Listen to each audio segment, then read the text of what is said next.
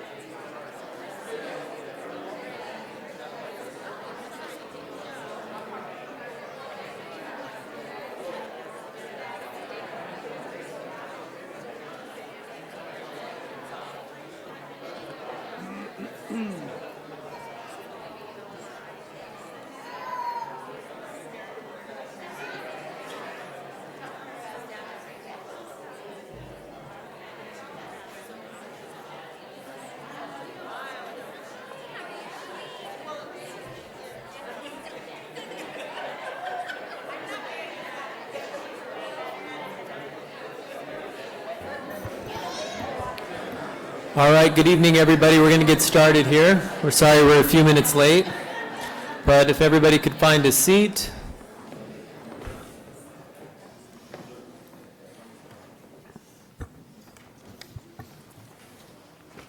That was quick, thank you. Before we get started, before I report back on what happened at closed session, just wanted to take a moment and begin by sending our deepest condolences to the students, families, staff who were affected by the tragedy that occurred at North Park Elementary School earlier this morning in San Bernardino. As educators, parents, godparents, aunts, uncles, brothers, sisters, cousins, we'll never be able to fathom the reasons why these things happen, happen too often. Our thoughts and our prayers go out to everyone involved, and we've offered our support as a district to our neighbors in San Bernardino should they need it. So our thoughts are with them tonight. It's hard to imagine what they're going through. Second tragedy that's happened in San Bernardino in too short of time. But we are standing with them and we support them, and I know that Assistant Superintendent Walker has offered our staff support to their students and parents should they need it. We did take action on a few items for closed session. The first is the board did take action 5-0 to settle a liability claim. The board also took action on some restructuring that's taking place at the district office, and by a 5-0 vote, the board approved the appointment of Antonio Garcia to a new position, still as assistant superintendent, but of professional growth system, subject to Mr. Garcia's current contract and employment, which will happen at a later board meeting on April 24th. So congratulations, Antonio.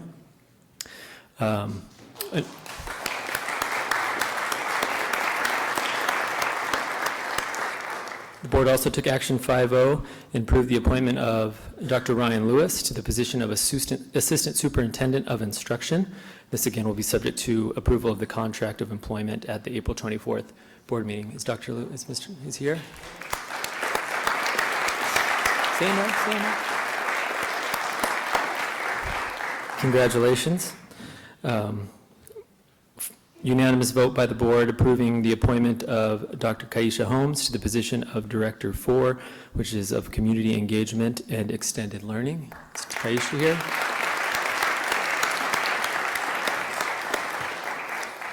And last but not least, the board unanimously approved the appointment of Mr. Stephen Dunlap to the position of Director for Innovation and Learner Engagement. And he's already standing there in the back.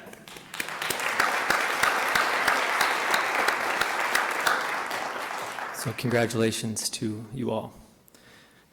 And I think that's it for closed session. Is that right? Okay.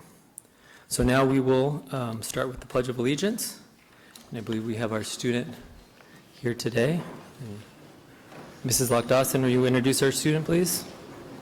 All right, I'll introduce our student, and then I'll have something to say about Portia Moran when she's done with the pledge. Okay, Portia, take it away. Place your right hand over your heart. Ready, begin. I pledge allegiance to the flag of the United States of America and to the republic for which it stands, one nation, under God, indivisible, with liberty and justice for all. All right, stay there. So this is Portia Moran. She's from Lake Matthews Elementary School, and she's representing their community tonight.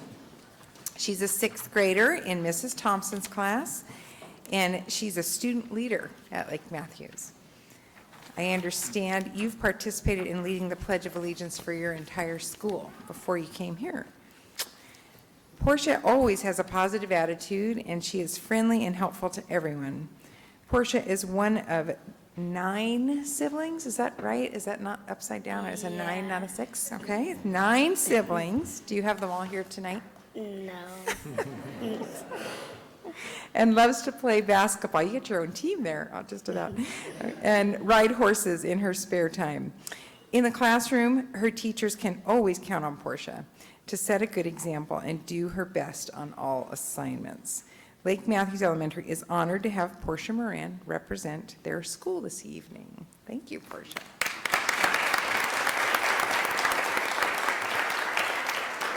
And I have a certificate for you, but before we do that, do you want to tell us who's in the audience with you today?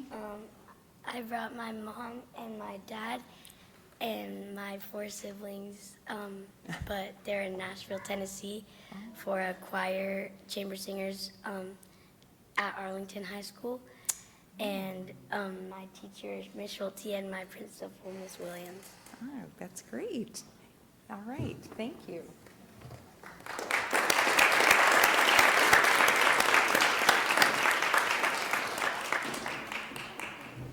Very nice job. Very nice.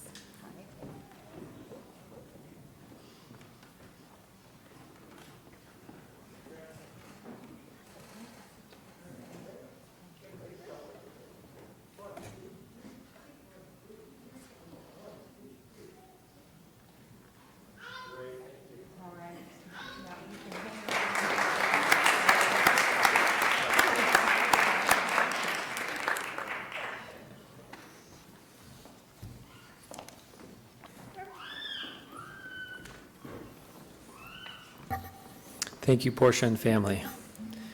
Next, we have a treat. We have a group performance, a guitar ensemble from Central Middle School under the direction of Miss Julie Olson. And take it away, guys and girls.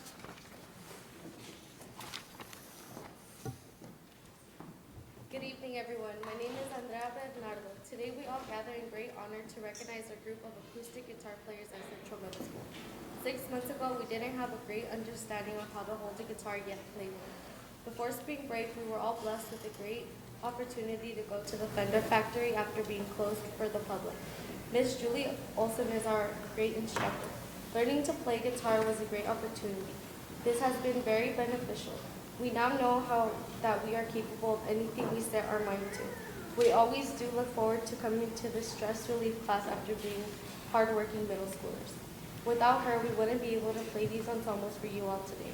Ensembles are when we all play different parts at the same time to create a great piece. The first piece we will be playing for you all today is R.L.E., and R.L.E. was made famous by Elvis Presley with Love Me Tender.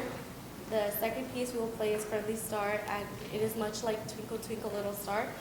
And the last one will be Ode of Joy, and was written by Beethoven. I hope you all enjoy.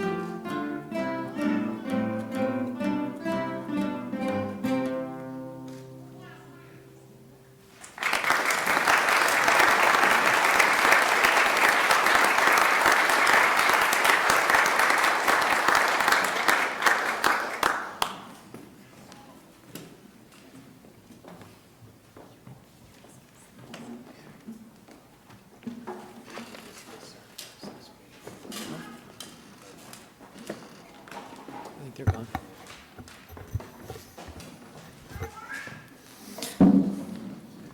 Let's give our middle schoolers from Central Middle School one more time. One more time.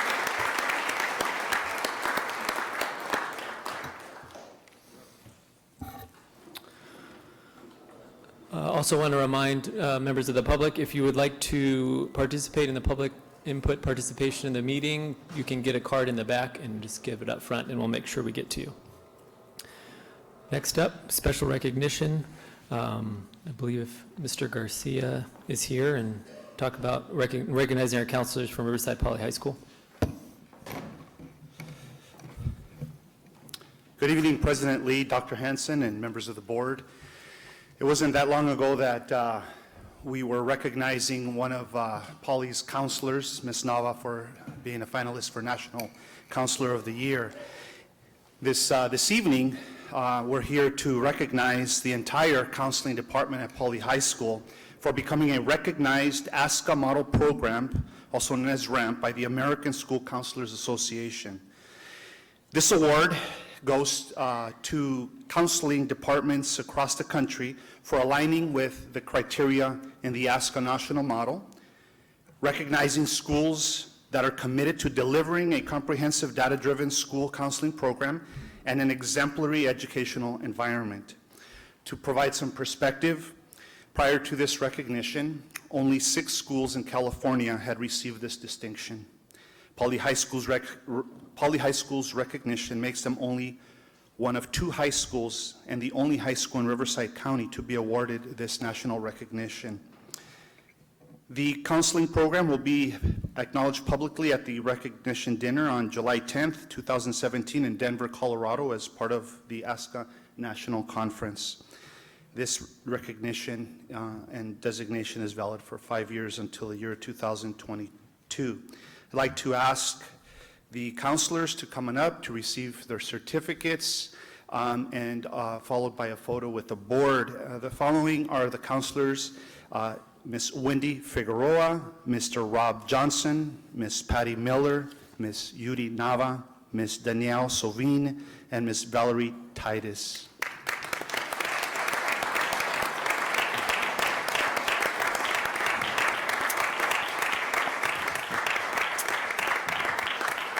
And I'd also like to ask our 2 assistant principals that have overseen our guidance program at Poly High School under their leadership, Ms. Jody Gonzalez and Ms. Carrie McGowan.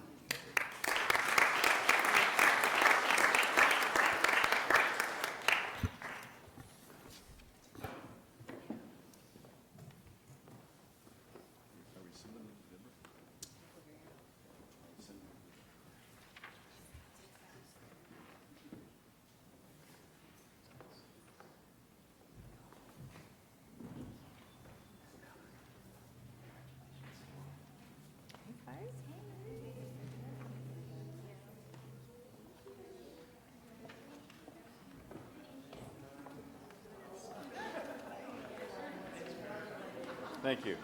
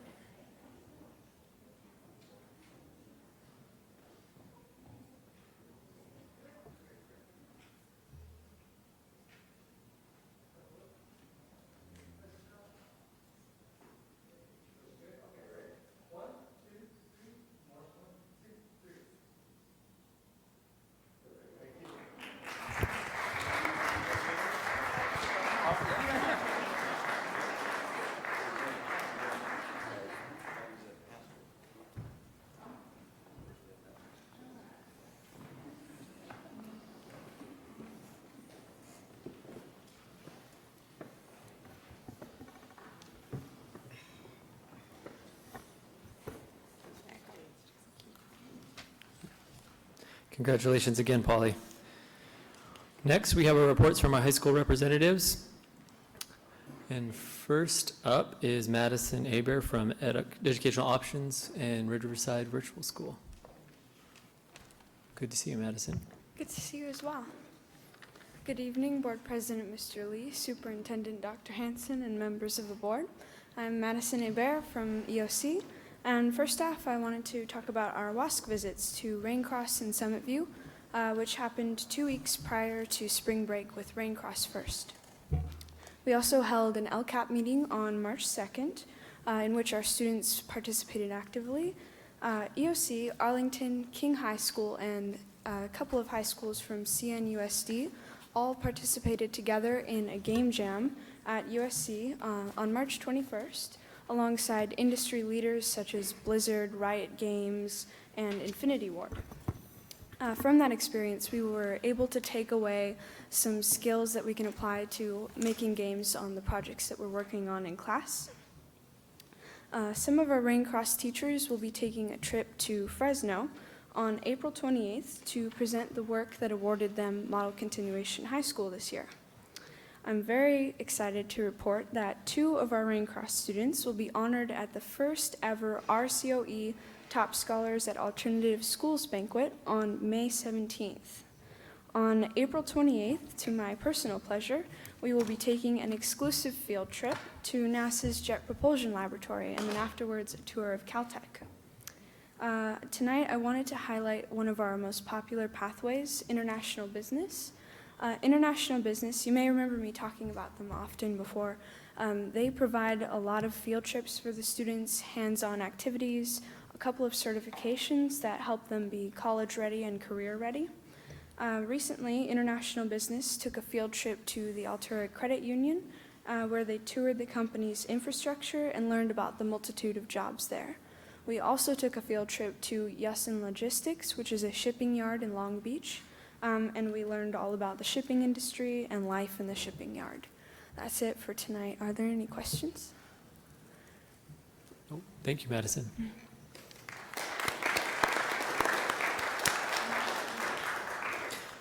Next, from Arlington High School, Brianna Navarro.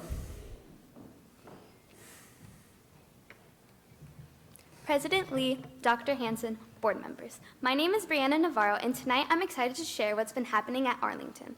I'm organizing my board presentation a little differently this time, by starting with a few updates, then sharing some of the new events that have happened since last I was here, and finishing up with some upcoming events. Let's get started with the updates. Our mock trial team made it to the Elite 8 and finished in the top 5 in Riverside County. Girls water polo and boys soccer made it to the first round of CIF.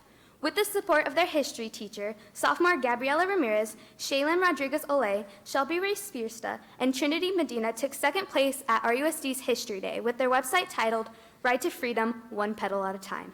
They will represent Arlington at the state competition in Sacramento in May. Our cheer and dance team represented Arlington well in their nationals competition. Cheer placed fourth with their exciting cheer routine, and dance placed first in small dance, second in small lyrical, second in small jazz, and fourth in extra small jazz, so they're a national awarding team. Now for some of the events that have happened since I was last here. WASC mid-cycle visit took place on March 19th through the 21st. It was a successful visit. The visiting team met with staff, students, and parents. They commented that Arlington has a sense of community in the truest sense of the word. On March 13th through the 17th, our Renaissance hosted their annual Kindness Week with the goal of bringing our community together. This year, our Renaissance students were challenged with the goal to bring our community together. They come up with the idea of feeding others kindness. Each day had a challenge that promoted kindness. On Wednesday, March 15th at lunch, our students made sack lunches for the homeless around Riverside. They shouted their goal of making 100 lunches by making 158 sack lunches. Also on March 15th, our Hope for Tomorrow Club visited the City of Hope, which focuses on research for children and teens with cancer and diabetes. The Hope for Tomorrow Club gathered 5 large boxes of toys and gifts for our patients. Our theater program just finished their production of Seussical the Musical. It had amazing effects and vocals. Our boys tennis team is doing an amazing job. They have a 12-2 overall record and 5-1 in the league. They are led by Coach Biddle and their team captain David Pendleton, who was even featured in the Press Enterprise for his amazing accomplishments. We have just finished selecting our ASB leaders for the next school year. Our focus is now on recruiting for our Link Crew and Renaissance programs. Finally, our upcoming events. Today was a busy day. We came back from break stronger than where we left off. We kicked off our Pasta for Pennies fundraiser. It's a school-wide tradition for the Leukemia and Lymphoma Society, LLS. The class that raises the most money for LLS wins a catered lunch from Olive Garden. We also kicked off a Spirit Week for our spring sports, leading to our rally this Friday. This time, our rally theme will be a surprise until the rally. Each day at lunch, a clue will be given about what the theme is. Lastly, our upperclassmen are looking forward to prom, which is being held on April 29th at the Fox Theater in Redlands. The theme is Great Gatsby. In conclusion, our students have been hard at work to continue to give everyone a reason to remember Arlington's name. Thank you.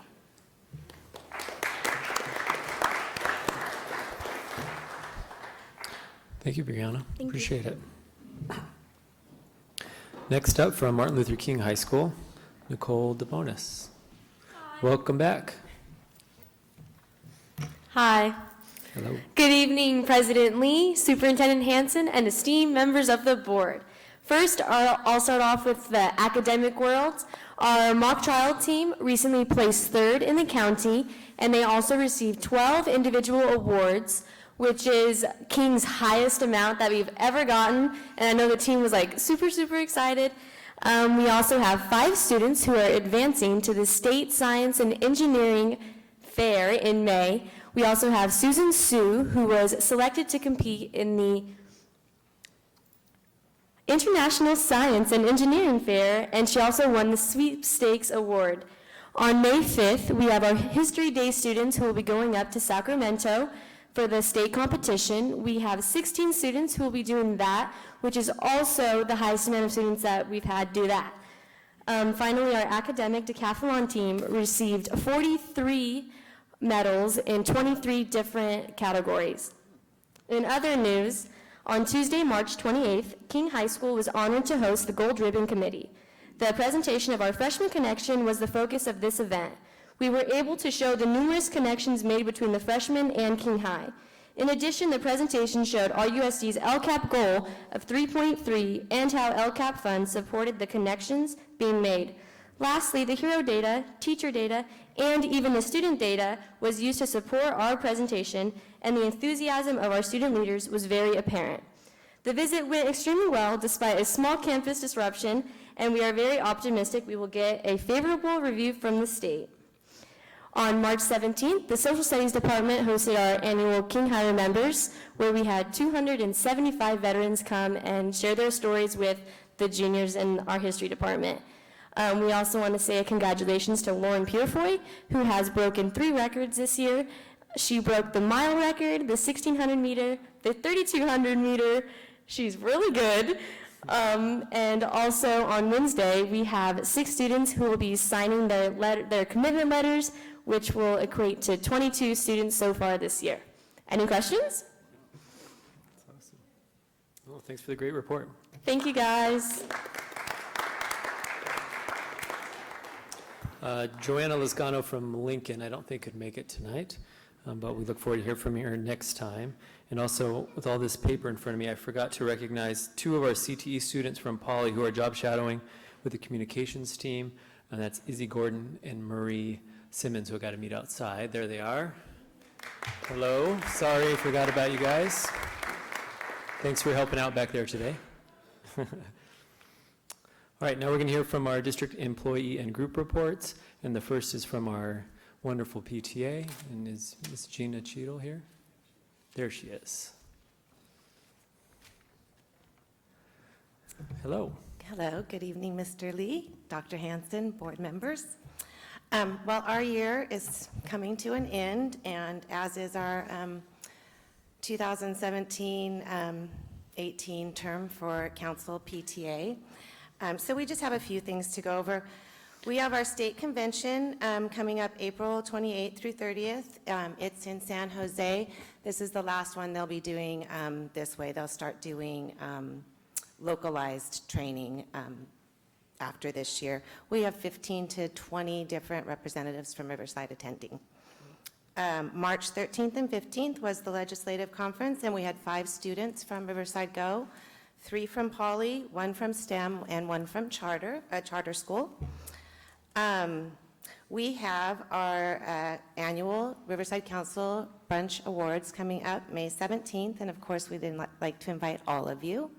And Mr. Lee and Mr. Hanson, if you'd like to speak, that would be awesome. We also want to make everyone aware that at that brunch, we give out awards for teacher, principal, volunteer, and business of the year. We also give out an award for the Power Award, which is given to in memory of Sherry Power, and it's given to someone who's volunteered their time in Riverside, throughout Riverside, at the schools, and anywhere else, because she was everywhere. We also have our senior scholarships. Those are all available on the rcpta.org website, so please make sure to let your seniors know. We don't get a lot of applications, so we would like to get more. Our elections for the new term were held. The new president for next year, or for the next 2 years, will be Adriana Curiel. VP of Leadership will be Diana Anderson. Second VP of Membership will be Anita Gardner. Third VP of Programs is myself. Auditor is Azine Mobasher. Historian Mary Beth Loyal. Secretary Liz Young, and Treasurer Janice Russo, and I have all their contact information to give to you, Beth. Also, 23rd District PTA had their elections, and we have a few from Riverside who are on their board. Lori Byers will be the 23rd District President, and Sandra Ramirez will be VP of Membership, and I will be the Treasurer. 23rd held their Reflections Award program and sent 11 students from Riverside to State PTA, and we had 2 students from Riverside place at State PTA. Yes, so we're doing very well. That's it for my report. Any questions? Questions? No, thank you. We appreciate all the service you do for our district. Oh, thank you. Have a good Thank you. evening.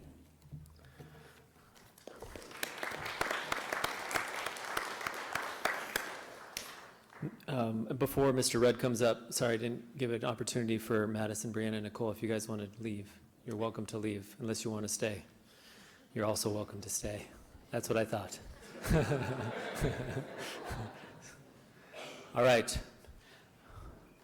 Mr. Dan Rudd, it's your turn, sir. Good to see you.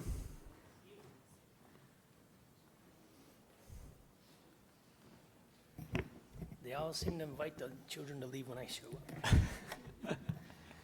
I got notes, so I don't miss anybody's name. Good evening, President Lee, Dr. Hanson, school board members. Thank you for having me tonight. Dan, could you pull it a little bit closer to your... I'm trying. Better? There you go. There we go. Chapter 506 has been busy again this month. We had 4 members invited to the Area F Leadership training this past weekend, where they were shown ways to further represent our fellow members and how to represent Riverside Unified School District.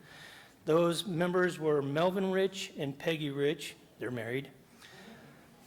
Anna Mendez, she's a night custodian. And my first vice president, David Tovar, would you stand? No, stand.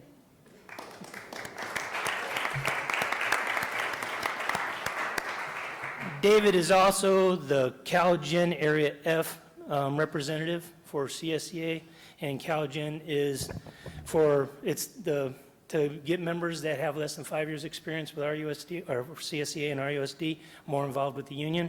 And he was one of the originators of that program, and he's still on the go. And actually, and all 4 of those members that were invited to that institute are all jacketed union stewards. We have 2 members that are going through union steward training as we speak. They are Nikki Serratos from our custodial night crew, and Anahi Chavez, who is an elementary kitchen operator. They have completed level 2 training and have been invited back to level 3 training, where they'll be doing homework and other duties, and they will receive their union jackets also, and that'll be helping our members and RUSD better communicate. We have a voting for delegates to our annual CSEA conference at our next chapter meeting, which is next Wednesday. Our chapter is one of the largest in CSEA, so we will be able to bring 19 delegates to represent all of our 1,800 members. And this year, the conference is in Las Vegas. So it's going to be a big one. On Wednesday of next week, we will also be having a site representative training for our members that are either on the program now or want to be part of the program. And what a site rep does is they give our members information on what the union's doing at the time and how to further get in contact with anybody they would need to. I would like to thank Assistant Superintendent of Personnel and Leadership, Kali Ybarra, Director of Personnel and Leadership, Robin Mesa, and Assistant Director of Classified Personnel, Marcus Ridley, for having an interview workshop for our members, which helped them with their application process and interviewing skills that we had I think it was 3 weeks ago. And they had human resource technicians, Pamela Highland, Claudia Baldino, and Brittany Manikia. I'm sorry, I'm butchering these names, where they were helping the fellow members with the process. This is just another example of how all departments are working further for our members of RUSD. I'd also like to thank the board and the cabinet for the job shadowing day 2 weeks ago, right before spring break. All the members that were shadowed really appreciated you all giving them the time and to learn what they all do for the district every day and what they do for our students. I've heard a lot of positive feedback, not only from the members that were job shadowed, but other members who really like the idea, and they want to have you guys job shadow them and show you what they do.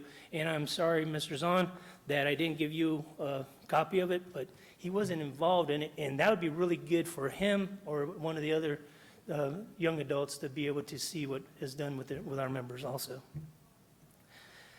On a final note, I would like to remind you that the week of May 21st to 27th is Classified School Employee Week, and Chapter 506 will be having a picnic at Amelia Earhart Middle School on Saturday, May 20th, and you are all invited to come and help celebrate with them. We've had it there for the last 3 years, and it keeps growing and getting better, and they would really appreciate you showing up. I personally am not going to be able to be there. I have a wedding ceremony that I'm doing for my niece, so I have to do that instead, but I'll be there for setup. And I just really want to thank what you do for RUSD, the students, but also to what you do for the classified, because the classified feel that you guys are really representing them, and they're just feeling better about being at work every day and supporting the district and the students. And that's all I have for today. Any questions? Yes, sir. Ms. Lock-Dawson. Hello, Mr. Red. Hello.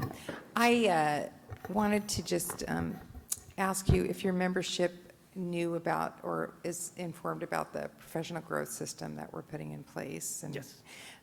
Because I just wanted to, I think some of them are here, but I remember when I was running for reelection, one of the things that kept coming up again and again with classified was the lack of career bridges and ladders to build. And I never forgot that. And so I was so glad and happy to vote for PGS because it provides that now for Yes. classified employees. So I think we're getting there. Oh, yeah, and like I said before, it's not all rainbows and unicorns, but we got the right color palette, and it's getting there. Yeah, good. All right. So thanks for your patience, but it's coming. Yes, So thank you very much. Thank you, Mr. Rudd. Thank you for your part in organizing that job shadow day.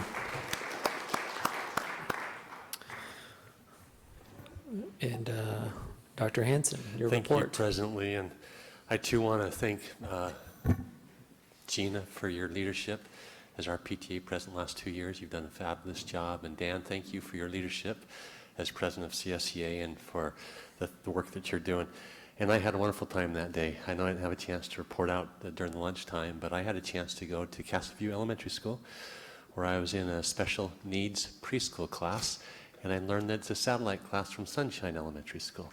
And I was following or shadowing Suzette for the day, and to be with those little kids was just one of the highlights of being superintendent over the last 3 years. So thank you very, very much for that, and it was great to be with the instructional aides and the teachers that day at Castleview, and it was just a wonderful place to be. So we look forward to doing that again in the future. I want to be very brief this evening because we want to give you the time to report out from the last time we were together as a board on your principal table talks on March the 20th, but I do want to highlight just a few things. A lot to celebrate. As a matter of fact, next Wednesday, a week from Wednesday, April the 19th is the 12th Annual Association of California School Administrators, that's ACSA, Spring Celebration, scheduled from 5:30 to 7:30. And we've shared this with you. It is at the Riverside Convention Center. And why is this important? Because this region will be celebrating the top administrators throughout the entire county, and we have 6 of them come from our district. We have Len Carmody, our Chief Academic Officer, that will be recognized. Principal Jamie Angulo from Ramona High School will be recognized. Principal Laurie Nelson at Bryant. Natanya Johnson, Assistant Principal at Franklin. Michelle Cortez in Personnel, as well as Cynthia Hartshorn from Special Education. So I see some of them are here. Congratulations to them. And again, next Wednesday evening at the Convention Center, we can recognize them. I'd like to this time give Assistant Superintendent Tim Walker a chance to also tell some good news. And following Tim, then we'll end up with Lynn Carmody, our Chief Academic Officer. Thank you, Mr. Superintendent, Dr. Superintendent, Dr. Hanson. Members of the board, this evening I'm just delighted to share with you that on Monday, March 13th, the RUSD SARB was selected as one of the 27 local SARBs to receive the 2017 Model SARB recognition. RUSD SARB was noted for its comprehensive prevention, early identification, and intervention strategies, as well as its excellent inventory of community resources. The recognition launch for the Model SARB will be held at the state conference for the California Association of Supervisors of Child Welfare and Attendants, or CASCWA, on April 19th at the Grand Labacan Tahoe in Tahoe City. Dr. Gary McGuire, Director of Pupil Services, who serves as the RUSD SARB chairperson, and Dr. Katerina Roy Chance, Coordinator for the Student Assistance Program, will be in attendance at the conference to accept this recognition on behalf of the district. I am just elated to be able to share that with you. This is something that is a very big honor for RUSD, and the first time we've received this recognition in the whole time that I've been here. So, thank you.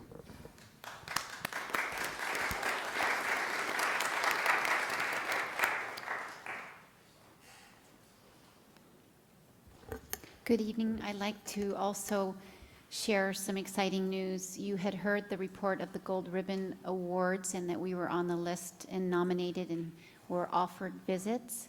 On April 12th, it should be officially mentioned who the recipients will be, but all of our schools had been given information that said that they would be recommended for that. So we look forward to April 12th. And then also a celebration that will occur in Orange County on May 1st with the official dinner ceremony recognizing our schools. Very exciting. I want to make mention of the WASP visits that you heard earlier about Raincross and Summit View. And then we also had the full visit at Ramona. And the reason I want to bring it up, because I don't think some of our public may be aware of the fact that during the visiting committee, there's an opportunity for the visiting committee to interview different groups, but one is the district office and board members. So I wanted to express public appreciation to the board. I think that we amaze the visiting committees repeatedly because of the number of board members that come out to every visit that we have for our accreditation. So I wanted to publicly thank you for that.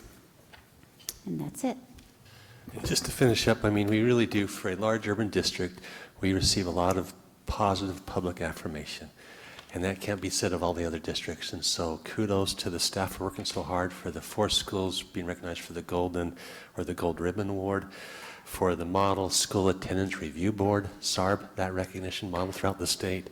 Certainly for the AXA, we know that RCOE, we have an Employee of the Year for the entire county, confidential assistant Robin Woods, and so just a lot of things, and certainly WASC. And so it's a proud time right now to be in RUSD. That concludes my report. Thank you. Thank you, Dr. Hanson. Next, board subcommittee reports. And we had that recent board study session with the principals, so we wanted to have an opportunity, since we all kind of sat at separate tables and talked to different people, to have a chance to debrief. Not only talked about what we discussed at our table, but also maybe the interaction and how that was helpful or not helpful to us, and if there's any modifications that we want as a board in the future, and if this is something that we want to continue. So if anybody wants to get started. All right, well, Mrs. Alvey, go ahead. Thank you. First of all, I wanted to thank the principals that sat at my table. I had the King High School cluster group. They were very forthright. They were very open with me. We concentrated our whole talk on English language learners and why we were not elevating our English language learners faster, sooner, faster, why we were not able to get them, even after multiple years, we were not able to get them reclassified. And a couple of things came out that struck me. I mean, we talked for a long time, but I'll hit the two highlights if I could.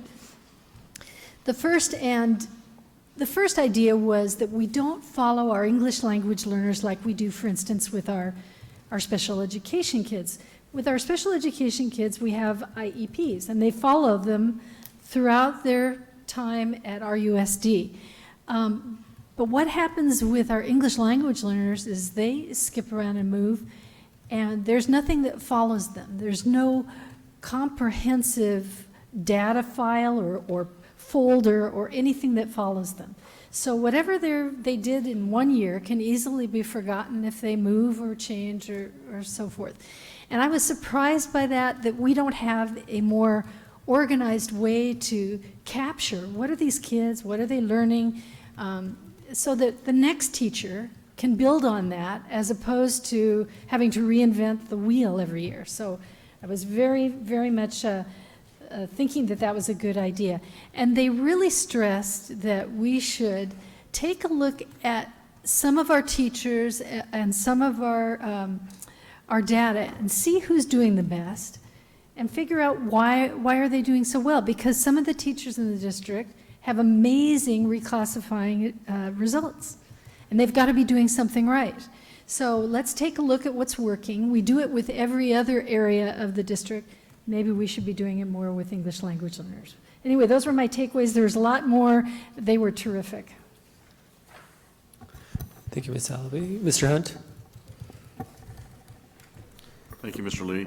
I had the little bit of a Arlington-Ramona mix, and it was good. We also talked about English language, and we kind of focused on the Guatemalan students and the challenges that our counselors and teachers are having. The communication with these kids is very challenging. And we're not quite solving it. It's just they don't really know Spanish, and they of course don't know English. So some good things came out of it. Chemawa some interesting things came out. Chemawa did take 17 of these Guatemalan students on a field trip with him to the Museum of Tolerance, and many of these students, at Sign of the Times, were fearful to get on the bus for the trip. So just things we've been talking about, but it is, at some of the schools, there was a large influx, and then a lot of them are migrating to Santa Ana Unified.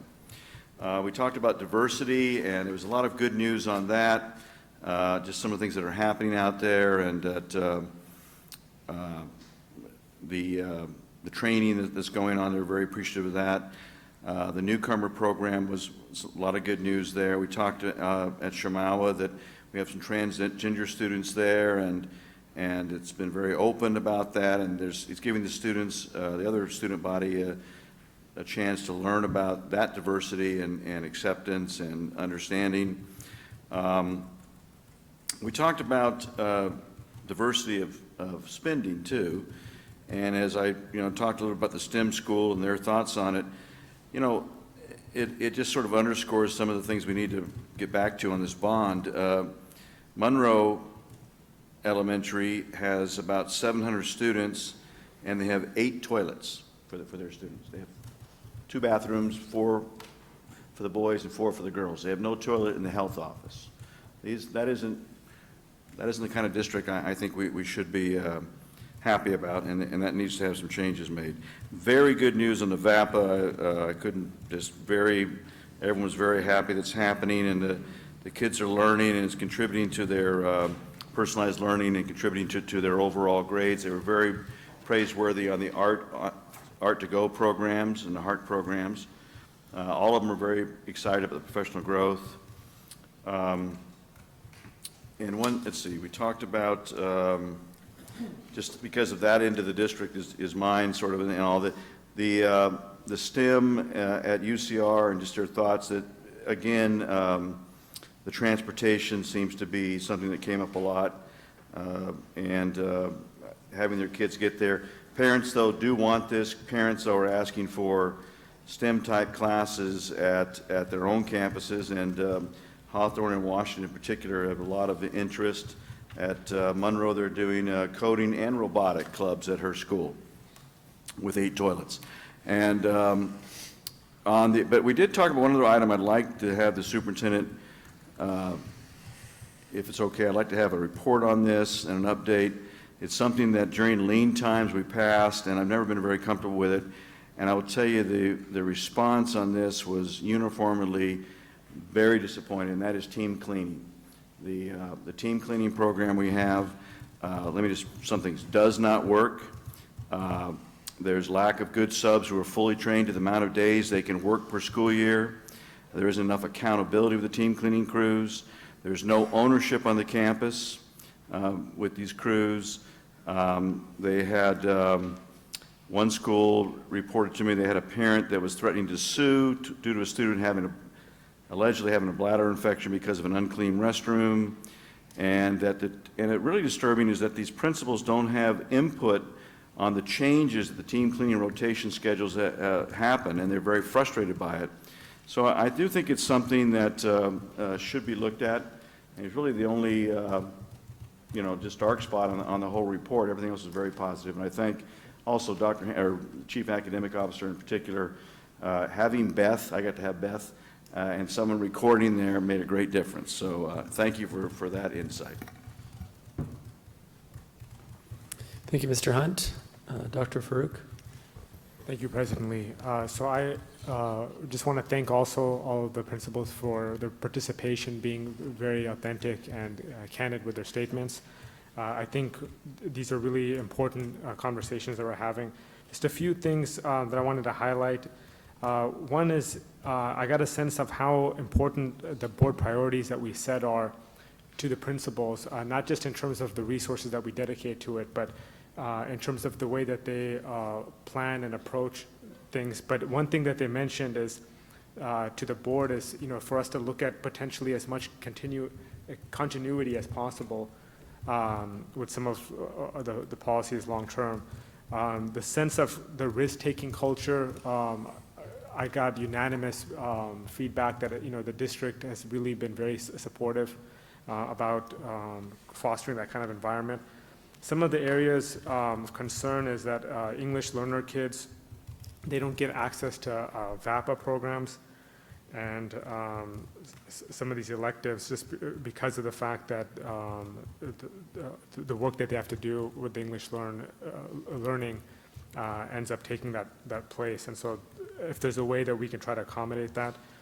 SRO coverage, if there's a way they could have a district roving SRO officer, which especially in light of what happened in San Bernardino, I think safety is an important issue. SAP counseling is again highly acclaimed, but there's always a desire to have more of that. And then regarding again with English learners, that the current program Rosetta Stone, it seems that there's a lot of better options out there, and if it's a board priority that we should look at some of the softwares, and if we do district-wide procurement on these softwares, we could get better pricing than the teachers having to do this on their own. And then lastly, on the safe learning zone, some of the teachers in particular, like Longfellow, were saying that they would like to have banners that they could create more of a sense of comfort for their parents, that letting the community know that they've adopted that resolution. Thank you. Mrs. Lock-Dawson. Thank you, Mr. Lee. I too want to thank the principals who sat at my table. I had a fantastic group who didn't mince words, and that's what I wanted. So I wanted to hear what was going on. So I just have, I'll divide my comments into just kind of some general observations and then what I heard was working and what I heard was needed. So just quickly, I'll go over those. So I heard that every campus really needs social emotional support. They need counselors. However, every principal reported that the process to access the SAP counselors is very cumbersome and they are not readily available. Not every elementary school or middle school even gets an assistant principal, but some of the bigger schools really need one. I heard a part-time assistant principal really doesn't work, and one of our principals mentioned that she would rather have a campus supervisor than a part-time AP because it would help her interact with her parents more and kind of keep her finger on the pulse of the school. One of my other principals recommended that, or commented that community anxiety and stress are very, very high since the election in November. And this is really leading to a lot of additional work on campuses for the principals because they're dealing with crisis situations and conflict, and so they're having to manage a lot of that. And they would like support from the district on that. How we do that, I don't know. Also, a lack of parity between campuses, and this isn't as we normally think of that our lower income, high poverty schools are getting less. It's actually many of our principals who are in some of the higher income, lower poverty schools feel that they don't get what they need because they feel that they're sufficient and they can make things work, but they, for example, a couple of the high schools have, really, really different counselor to student ratios, really different. And it's because the one high school has a higher poverty rate, so they get more counselors per child, and that's all the kids need a counselor, so why would that be the case? So what's working? What did I hear? All the principals had ones that had group counseling on their campuses really said that seemed to work when they addressed specific issues like divorce or anxiety or some other things, kids like that. The GLAD strategy at one of our elementary schools for reading is really helping. Achievement is up. Disruption and discipline is down. And the state program on bullying is effective. So what's needed? I think we need to revisit our process for providing our SAP counselors. Our services are needed, but they're really not being accessed very easily, and that's a source of frustration for our principals. They need it, but they can't get to it. So we've had this in place now, I think, for 2 years. I think it's worth looking at revisiting the process and seeing why it's so difficult to get them out there. Part-time counselors really don't work. Every campus needs one full-time. I know one of our principals hired a full-time campus counselor out of his LCAP funds. He was able to do that. Attendance is an issue at some of the schools, and one of our schools requested some support from the district along the lines of Attend for Success that we had a couple years ago, letting our kids and our parents know it's very important to attend. One of our principals wanted information on Measure O priorities. They weren't getting that information. I had to tell them where to go get that. And let's see, also revisiting the base allocation to each school. So every principal gets a certain amount of money per student that's discretionary they can use to do things. I believe it's $76 per student. That hasn't changed in many, many years, but costs have gone up, so their purchasing power has gone down, so they can't, it's stagnant. And one of the other things we need is to quit introducing and mandating a lot of concepts and practices all at one time. So if we can keep them a little metered out a little more regularly and consistently, that would be a large help. So that's what I heard from my principals. I told you they were a chatty group. Thanks. Thank you, Mrs. Loch-Dawson.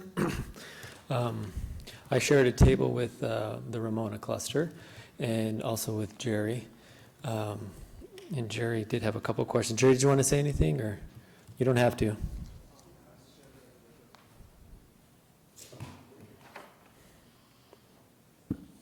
Well, first of all, it's very interesting to see that so many other schools are sharing our situation. I came from North, and there's many secondary English learners there. Of course, I am one of the secondary English learners too. It's very motivating to see that our whole district and all these principals clearly focus on the English secondary language learners as one of their top priorities. I'm very glad to see that with them clearly tagging it as a priority. And that's what our table mainly talked about. Mr. Lee's table was me tagging along. Of course, counseling was also talked about in detail, and just like many other topics, I found out that from a student's perspective, it may not seem like a huge issue, but we can see how much logistics and then how much work that the board and also the principals have to put into it to have it presented to the students as accessible as an uncomplex source of aid for us to go to. So very happy to see that. And of course, there's some issues, but all the principals are clearly set on working it out, and I do have great faith in them. Thank you, Jerry. Appreciate that. It was nice to have Jerry at the table, and it's always nice because he's one of the smartest guys at the table, whatever table he's sitting at, but he provides a unique perspective. So, and he had some great questions. So a lot of the topics that were mentioned by the other board members are similar topics that we discussed at our table. As Jerry mentioned, we spent a majority of our time talking about English language learners, just since that has been a priority for the board and one of the spots that we know we need to work on as a district. And I did hear some good details that maybe we didn't hear at previous study sessions.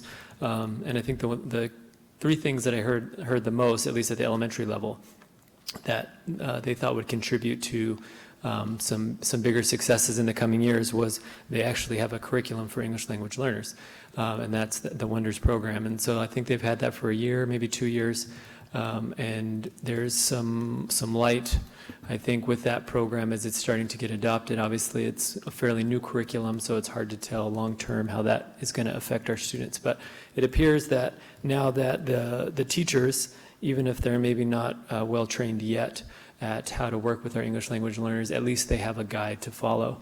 And some of the staff have, or some of the sites have hired like bilingual support staff to help those students. Of course, it's never enough, but at least they have some support now to help implement that. Also, AVID, I heard from several of our elementary school principals that having AVID at their school and having their staff trained in AVID has been a big support too with helping English language learners gain some more knowledge about whatever grade, getting some grade level standards. We talked about.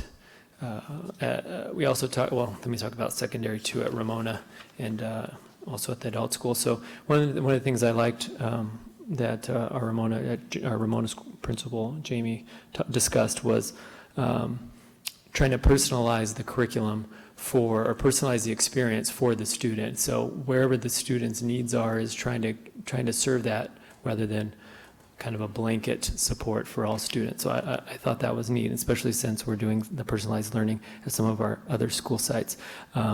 Jamie also mentioned having everyone trained in AVID and having AVID accessible to all, whether you're an AVID student or not an AVID student, whether you're an English language learner or not an English language learner, having that across all students was also helpful.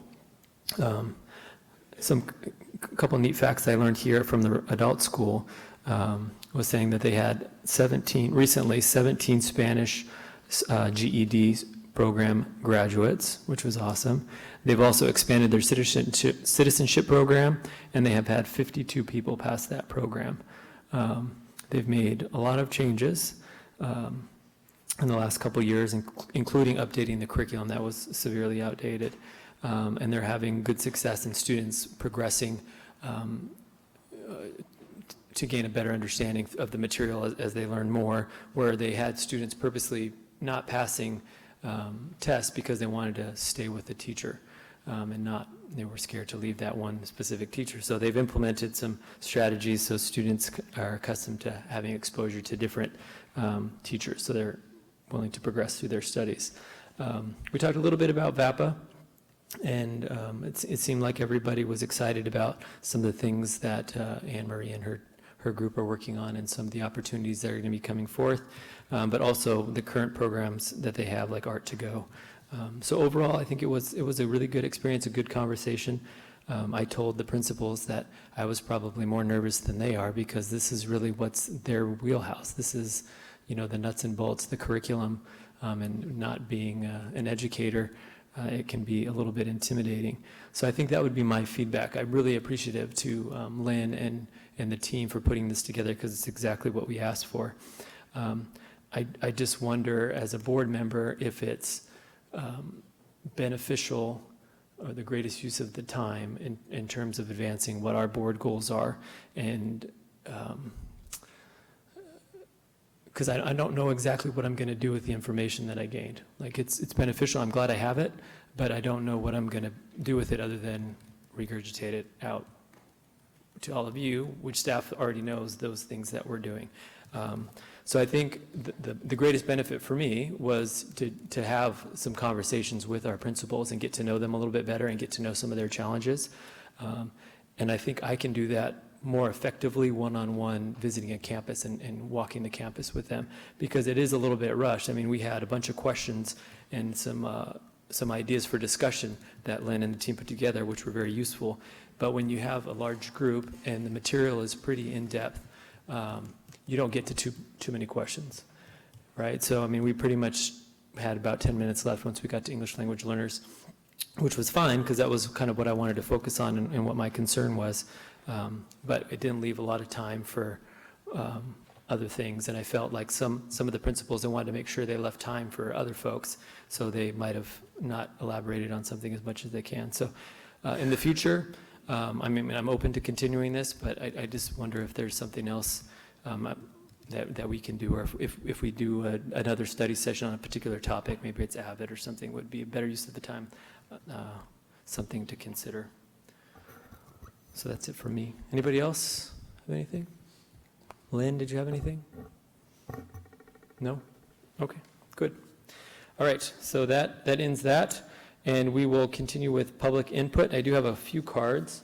The first card I have two cards from the same person, because I think they're going to talk about two different things, and that is Darlene Wadler. I hope I said that correctly. I believe she has a sign language interpreter that's going to help her out, so we'll make sure she has plenty of time to get her message to us. Thank you for being here. Hello. Hello, everyone. Yes, my name is Darlene Wadler, and I'm here. I'm a resident of Riverside, going on 16 or almost 16 years now, and I came here to bring up the issue with pedestrian access over at King High School. So can I just go on and talk about it? Please. Okay, so I frequently drive in that area, and I've just noticed, it's come to my attention one day, I happened to be riding my bicycle there, and I got a flat tire and had to walk right in that area. And really, I would say it was a little bit of a culture shock for me. Really, I think there's a safety issue there that I'm very concerned about. Safety just being the #1 priority for me. So right there, there's a red light at the corner. So if you're entering from Wood Street and you pull into where the sign says Martin Luther King High School there, and if you look around, it's just, there's no sidewalk right there. It's just mud. This day it was raining, and so you just got a flow of mud there, and there's no sidewalk or any area for pedestrians to access. So I had to kind of walk around right near where the traffic was coming in, and wasn't feeling comfortable there. And now my children are really active and involved in sports with that school, and so when I'm trying to go over to that area, there's no place to walk there other than directly through the parking lot. So there's no place to that was marked for pedestrians. And so I got in touch with the school, and they told me that I had to walk all the way over to the end and all the way around. And really looking at it, it's just not reasonable with 3,500 students going there every day to really walk all the way around. It didn't seem reasonable to me. Another thing is also when you drive in, sometimes when you pull in, some of the students will just cut right in front of you as you're driving because there's no marked access for them. And so I think it's dangerous driving or walking. And, again, it just goes back to safety and for everyone, for the students on campus and anyone accessing it. And, yeah, there's just nothing marked whatsoever there.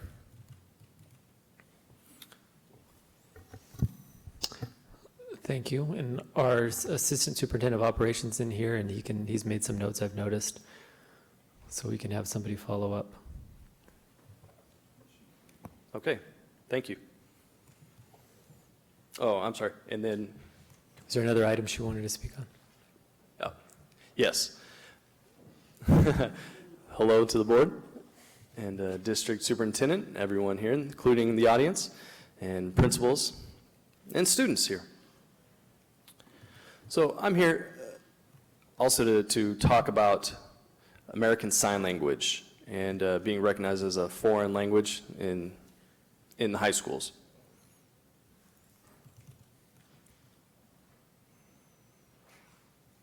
I was born deaf. I come from a third generation of deaf family members who all sign. And now my 3 children, they're hearing, and what we call them are kids of deaf adults.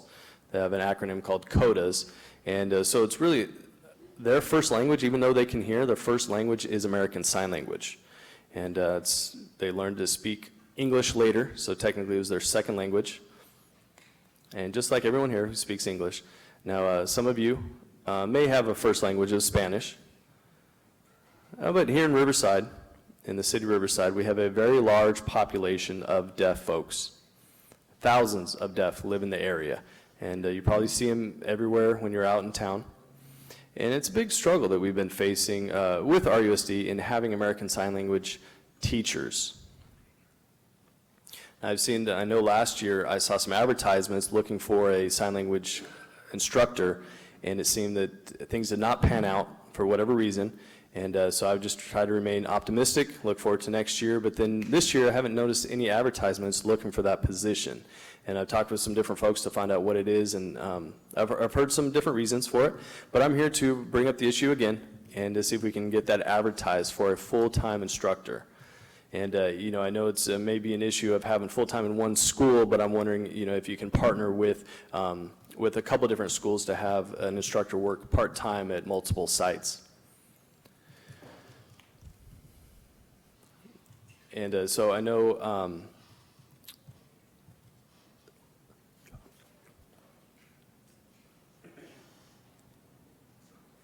okay, so my son, when he was a freshman in high school, he did come across, this was a few years back now, but when he was in 9th grade, he had a teacher there that was at North High School who taught Spanish there, and I think 2 or 3 classes, and then he drove to another site, to another school, and taught at the STEM program, where he taught a couple more Spanish classes. So I was wondering if we could copy that model and have an ASL instructor work at a couple different schools if they didn't have enough need at any one particular site, like King High School. Maybe you can share this person with Poly High School or another school like that. And so now my son's a senior. My daughter will be a junior this fall, and she needs 2 years of a foreign language, and she would love to be able to take ASL. So thank you for everyone considering this. And also, I would like to share, too, that I work over at the California School for the Deaf here in Riverside. I've been there for several years. I work as a school social worker, involved with the safety committee. And I forgot to mention that. And so that's why safety is always on my mind. And so I appreciate your time. Thank you all for listening. I'm sorry, does anyone have any questions for me? No questions because it's not on the agenda, but we do have staff here that can get back to you about that question you asked about the sign language, because I know we do have it at one of our schools, so I'm sure they can give you some more information. I don't know if that's Antonio or Lynn or maybe Dr. Ramos. Yeah, we'll follow up. I'm sorry, can I add one more thing? Certainly. And thank you for that. Also, one thing that was shocking, Riverside having a very large deaf community. There is now Citrus Hill High School over in the Paris district. they do have an ASL teacher there. And so Temecula has it, and some other neighboring school districts too. And so it's really shocking for me to see Riverside in particular have such a large community and not have that represented in the schools. So, okay, again, thank you. Thank you very much. And thank you to the interpreter. And thank you, RUSD, for providing interpreter, giving me a voice here. Thank you. You're welcome. Ms. Zalaby? Could I ask a question? Where do we currently teach American Sign Language? We currently don't have American Sign Language being offered at Even though schools. we passed it as a course. Correct. So it is an approved course. We have it in the books. It's an A through G approved course. We did not have success hiring a teacher for this particular school year. And so we're trying to see what we can do to offer that for the following year. Thank you. Thank you, Mr. Garcia. A couple more cards here. Jerry Green, you here?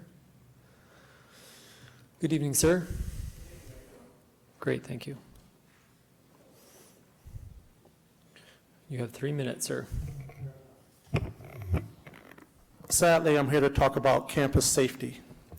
There was an incident back May 11 last year in the fourth period of Poly High School where a young lady was assaulted. First, the guy threatened her, and then he assaulted her. So fast forward, and then I'll fill in the spaces. He was intimidating the girl, sexually harassing her, and then actually physically assaulted her. So now we have an intimidating and a bullying problem.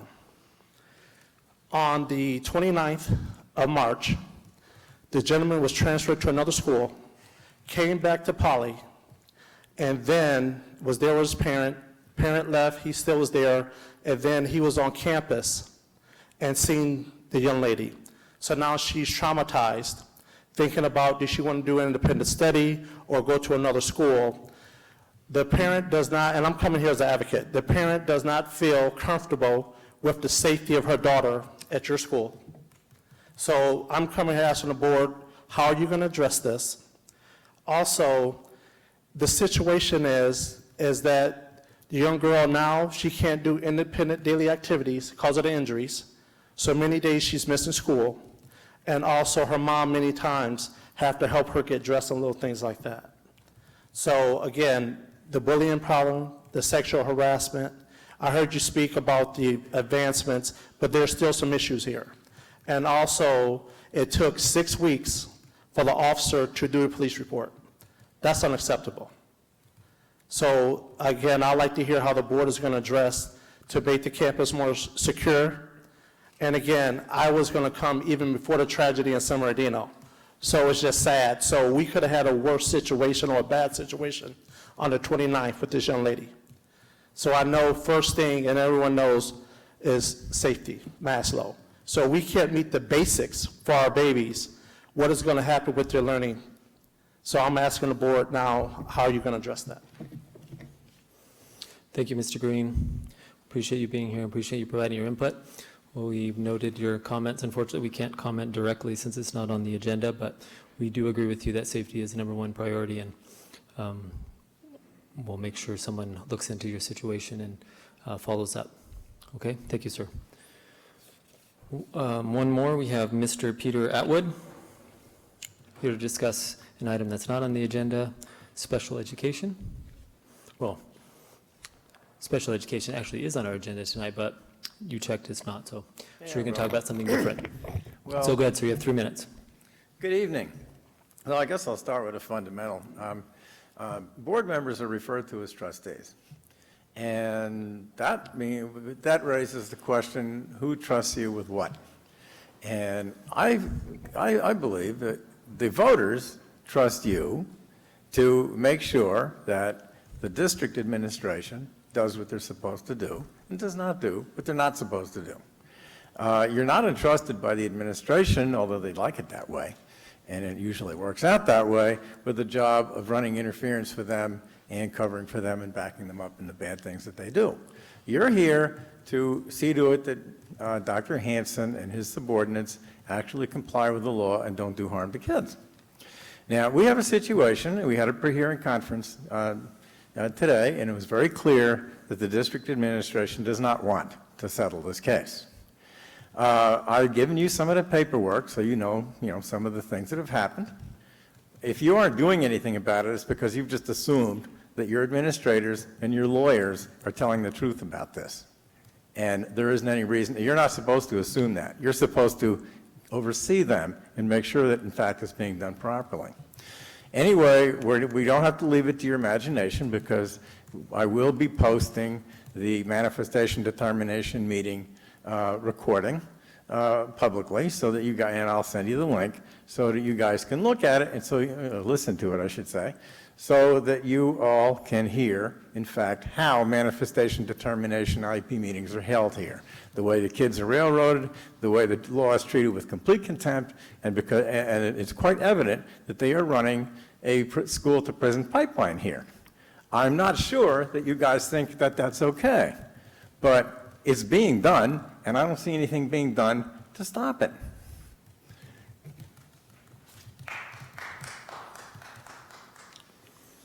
Thank you, Mr. Atwood.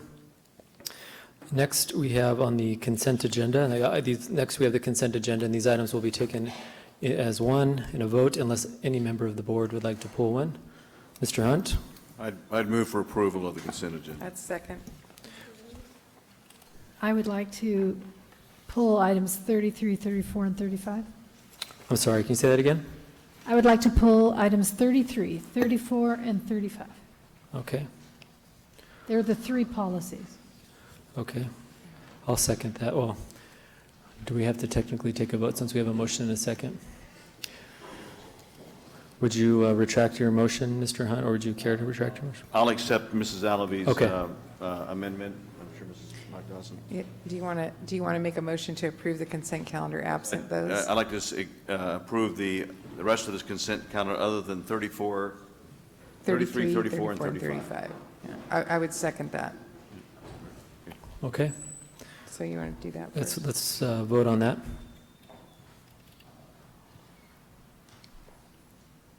All right, Dr. Farouk had to step out. So that's it. All right, so that motion carries. Thank Mrs. you. Alavi, go ahead. Thank you. I have some small corrections to these policies, a couple of typos, and just a couple of clarifications. If it's okay with the board, I would love to just meet with Dr. McGuire or Mr. Walker and just make these suggestions. They mainly include, I think, clarity. For instance, in the policy 33, we talk about release of directory information. I think we ought to just consistently refer to it as release of student directory information, because I was confused. I thought, what directory are they talking about? So sometimes it is referred to as student information, sometimes it's not. I'm just thinking it should be consistent. And there's a couple, like I said, typos and words that I think would clarify. So if it's okay with you, if you feel comfortable with my meeting with them and just making these changes, I would move that we approve these three policies with the small minor changes. Second. All righty, we have a motion and a second. Please vote.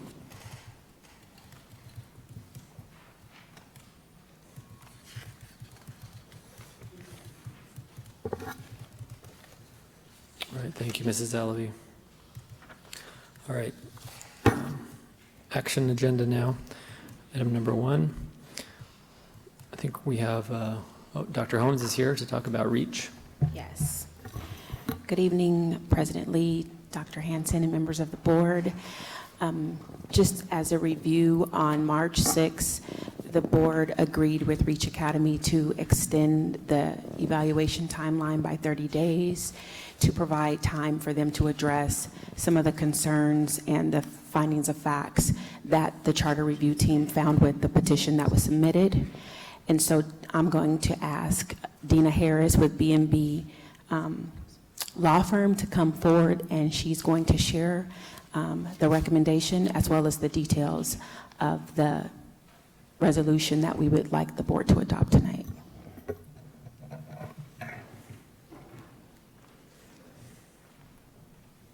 Welcome back. Good evening, thank you.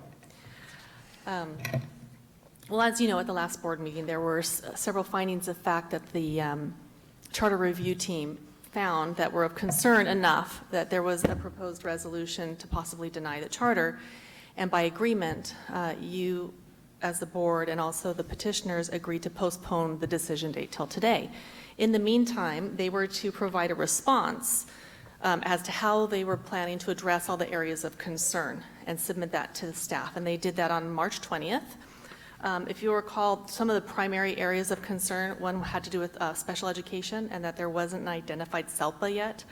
That has now been taken care of. I don't know if you've heard the news on that, but they did get accepted into 2 SELPAs, so now they're deciding which one. So that part has been taken care of. There's also been some additional detail with respect to special education services, including in their proposed response, or in their response. Another area that was of concern, and I know that you board members also expressed it as well, is that they were intending to expand to grade 7th and 8th, and they have now taken that back. So they do not have that as part of their renewal petition for the next 5 years. They would remain at 6th grade. So obviously that takes care of that being one of those that concern. There were a couple other items. One had to do with governance, Brown Act transparency, and they've basically committed to provide more detail in their agendas and minutes, and so that will be monitored by the district staff. And there was also a commitment to reserve a space for a parent representative on their board. That's something else they committed to do. So there are also concerns about the annual goals that were set forth, and I know there's been some work on that. Staff still has, it's not perfect. They still want to continue to review and monitor that. But overall, your staff believes that it's in, with the proposed plan that they have put into, had proposed, with that, if that's incorporated into their charter, that they feel comfortable recommending approval. And so the resolution 2016-17-52 that's before you kind of lays out the history of that, and then it does adopt the charter renewal, but then it has some conditions. And what it says is that, aside from granting it, it says the charter school is hereby directed to incorporate the proposals made in the response document into the renewal charter petition, and that the revised petition incorporating these changes shall be submitted no later than April 30th. So they'd have to do all that and put it to staff by the end of this month. Also, staff is directed to continue to monitor the charter very closely in these areas of concern that have been identified. And that also there's a condition there that next year when they do their annual report to you, that they're specifically supposed to identify how they've addressed these areas of concern.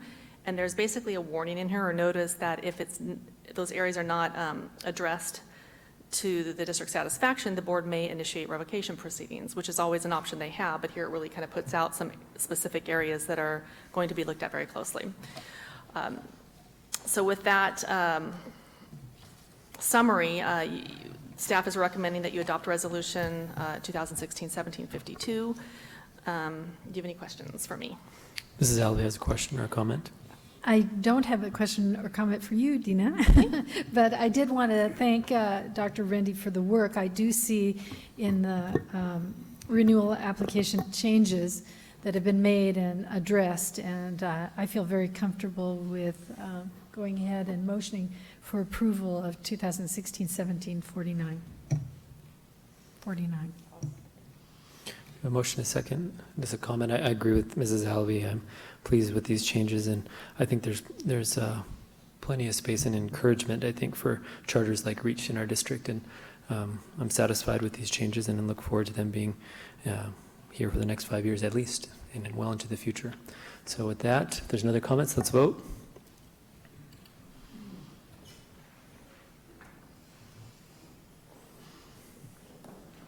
All righty. That passes. Congratulations, Dr. Renton. Right, point of order, I want to bring it before this comes up. Yes, sir. I wanted to say, usually things having to do with formation of these districts, in my 10 years, have always come to the operations committee first. This is the first time this has not been covered by the operations committee, and I'm disappointed in that. It looks fine, but I don't know about how you selected these people. I don't know that you look at the county and now providing this kind of service, and I'm disappointed that it didn't come to operations as has been the culture, Dr. Hanson, always. All right, yeah, Mr. Hunt's referring to item number 2 on the action calendar, which is the adoption of 3 resolutions involving Community Facilities District number 33, which is authorizing staff to enter agreement with City Ventures Home Building. And Assistant Superintendent Mr. San Martin is here to discuss that.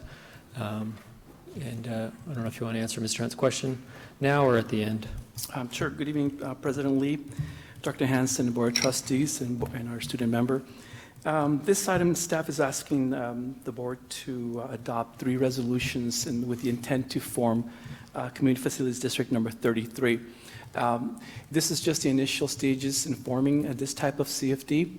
We will definitely, we can bring it to the Operations Board Subcommittee for further discussion. This will initiate the formation and take us to the next level of communicating with the developer. In the audience is also our legal counsel, Ms. Kim Byrons, who can also respond to specific questions that the board may have on this item. Mr. Hunt, would you like legal counsel to kind of discuss the 2 phases, or did you have further follow-up for Mr. San Martin regarding your question? That's all right. I didn't know we had a new legal counsel that's handling special district financing either. So those things should be brought to the committee, Dr. Hanson. So I will vote against this because it didn't go right to the committee as it has been in the past. And I would hope that wouldn't happen again. What's the process from this point? I'm going to ask Ms. Byrons to come in.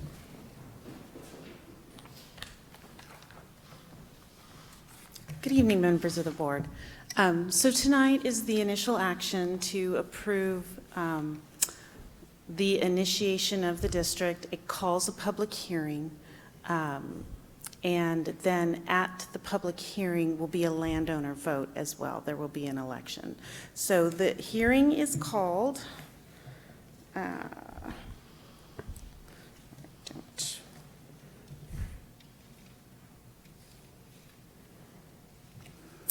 For June 5th at 6 p.m. at this office, and then the public has an opportunity to discuss this.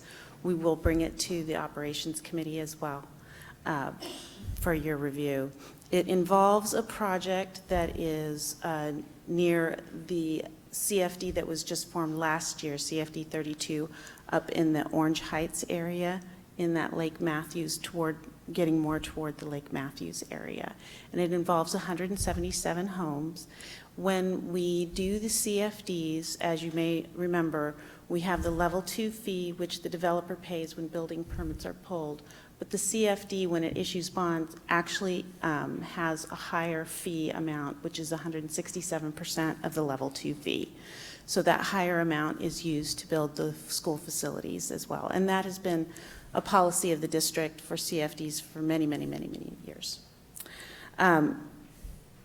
This also approves the joint community facilities agreements with Western Municipal Water District. That district has already taken this agreement to their board for approval, and the district will fund the school facilities and then the water facilities as well. The mitigation agreement is also part of the approval, and they have advanced funds. That's the 3rd agreement where they have put up the. Mrs. Ybarra for bringing it forward. Yes, thank you, Ms. Motion and a second by Mr. Hunt and Mrs. Alvey. If there's no further comments by the board, please vote. All righty. Number 6, Ms. Ybarra, you Yes, again. I have one last item, and then I'll go away. This is an action item that we bring to you with regards to the annual, again, another annual one that you look at. It's for the tie-breaking criteria that's pursuant to the Ed Code of 44955B, and the retention of certificated employees who possess special training or experience that's required as the skipping criteria, also pursuant to an Ed Code. This has to do with teachers who received March 15th notifications. If we do come to a point in time where we have to move forward with May 15th final notification, and we have employees who are hired on the same date, we need to then be able to use this criteria to make the determination as to how, point-wise, we determine which candidate would receive that notification. And if there are any questions, I can answer them. Seeing none, do we have a motion? I'll move for approval of the tie-breaking Thank you, Ms. criteria. Thank you, Ms. Alvey. Mr. Hunt, seconds? Sure. Mr. Hunt? Assistant Superintendent, so how would this affect our current, we voted back in March for, Yes. I think it was layoff of 7 or 8 folks, so how are we looking for that? That's actually what this is for. You have 3 that are in history, 3 that are in physical education. In each of those subjects areas, they all have the same hire date. So there has to be a determination as to if we do have to move forward with the May 15th, which candidates receive the point system to be able to be bypassed. So that's why you as a board, these are same criteria that you receive annually, you vote on this. This year, we might have to put it into place if it's determined that we do have to move forward with May 15th. It's looking very positive right now, but we do need this in place in case we do have to move forward. Okay, that's fine. Thank you very much. Sure. All right, we do have a motion and a second. Board, please vote. All right, that passes. Thank you, Mrs. Ybarra. All right, that is the conclusion of the action agenda. I think we'll take a short break now. Sorry, folks, sorry, Encore. But just a short break, 10 minutes, and then everybody could be back just a couple minutes after 8, and we'll get to Encore's report.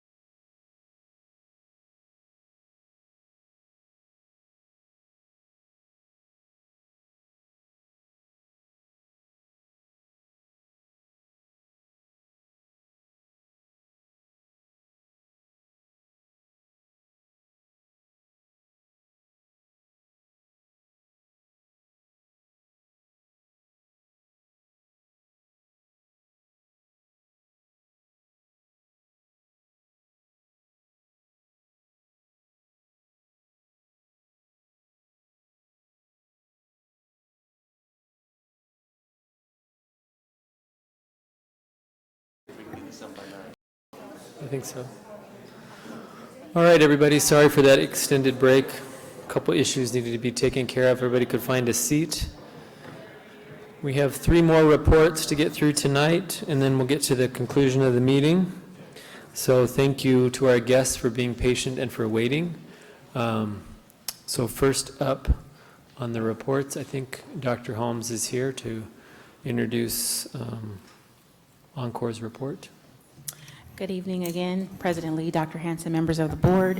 Tonight, John Griffin, Chief Operations Officer, and Steve DeCaney, Chief Academic Officer, are here to present the annual update per the charter petition for Encore High School of the Arts.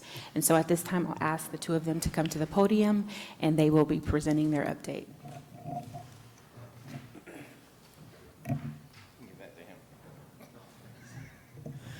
Good evening, President Lee, Dr. Hanson, and members of the board. We're here to give you our annual update for year 2 as we're halfway through it. And as you, I'm sure, heard, we've had a challenging growth period opening up from when we opened last August, from the 380 to the current 700 students that are here, and dealing with the growth problems that we have been able to solve with the city and with our expansion, and as we're getting ready for even with next year's expansion, with our projection right now at hitting close to 900 students next year. So as you know, it's with anything with growth, there's lots of growing pains, and we're glad we've been able to accommodate. We thank the city for all the work that they've done working with us, and especially in short time frames when everything has to happen over breaks. You can't really do a whole lot with students around, so we're thankful for all of them. We do apologize for some of the absence of our staff. Literally tonight is opening night of rehearsals for our first big production here in Riverside. We've rented the Fox Theater. We have 150 students down there rehearsing. Well, now they should be going home. But they've been there all afternoon. We're there. Opening night is Wednesday. So we invite everybody in the community. Come on down. Bring your kids. They're free. If they're under 8, bring them down. Check out the show at the Fox. It's a full circus show, so we want to invite you there. But we're very excited with how things are happening here in Riverside. Mr. DeCaney has an update on slides here that will give you more of the background of what's happening with the school, and then we'll be open for questions. And here's Mr. DeCaney. Hi, everybody. Just want to correct, I'm not the Chief Academic Officer. Sorry, Dr. Holmes, that's my fault. Our Executive Directors of Academics and Arts are all at the Fox Theater. It is all hands on deck right now. So I'm in charge of enrollment for Encore. So I'm actually going to be playing the part of Pam Zabala, our Executive Academic Director, and also David Anthony, who's our Executive Director of the Arts. So President Lee, Dr. Henson, board members, thank you for allowing us to come tonight and just give you an update on Encore. So now, last time I was here, I fumbled with this. Let's see if it works this time. Let's see. I have to face it a certain way. There we go. Encore academic programs. Encore is working towards the move to one-on-one technology for grades 9 through 12 using Cyber High curriculum.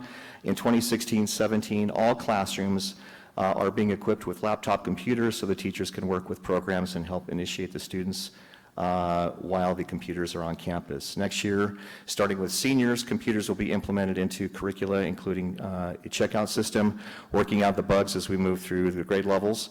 And in 2018-19, high school students will have computers checked out to them for year-long use. That's been our goal. Additional resources like novels will be used within the classrooms as well as the technology curriculum. First semester academic achievements. Benchmark testing was given in English and math classes for grades 7, 8, and 11 during the first week of February. The PSAT was administered to all 9th and 10th grade students on February 28th and March 1st. Academic STEM Day was Friday, February 8th. Roller coasters and boats were built and then put to the test, with the winners given a trip to Magic Mountain after state testing is complete. Encore Academic Society had its first science fair, with winners progressing to the county science fair. 8th grade students took a trip to Riley's Farms. We do that every year to experience the Civil War reenactment. State testing will be administered the end of April through the beginning of May. Student progress, first semester. So of the 700 students enrolled at Encore, 469 of them made honor roll with a GPA of 3.0 or higher. Of the students that made honor roll, 183 of them had a 4.0 or higher. Encore had 205 students that scored at least a D or an F in their semester 1 report card. Of the students that scored at least one D or F on the report card, 117 of them were placed on academic probation, and 88 of them were placed into credit recovery and RTI program. Our art progress. Heading into 2017-18, Encore is adding a career arts conservatory to expand arts programs for our students. We're very excited about this. Publication arts, including the design and publication of the Inland Empire Arts magazine. I hope you've seen a copy of that. Radio arts includes the operation of the first high school iHeart radio station in Pirate Radio. And I just want to add here, Encore has just been accepted as the first high school in America to be part of the iHeart Radio network. So we're very thrilled and excited about that. We'll be starting in February of next year in Riverside with our Pirate Radio program there as well. Broadcast arts, including operation of in-house television studio, and also adds content to Encore's YouTube channel, which is very, very active.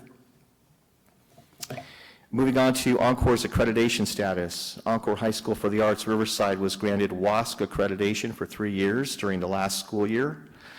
For the 2016-17 school year, Encore submitted a substantive change for the addition of 11th grade with WASC.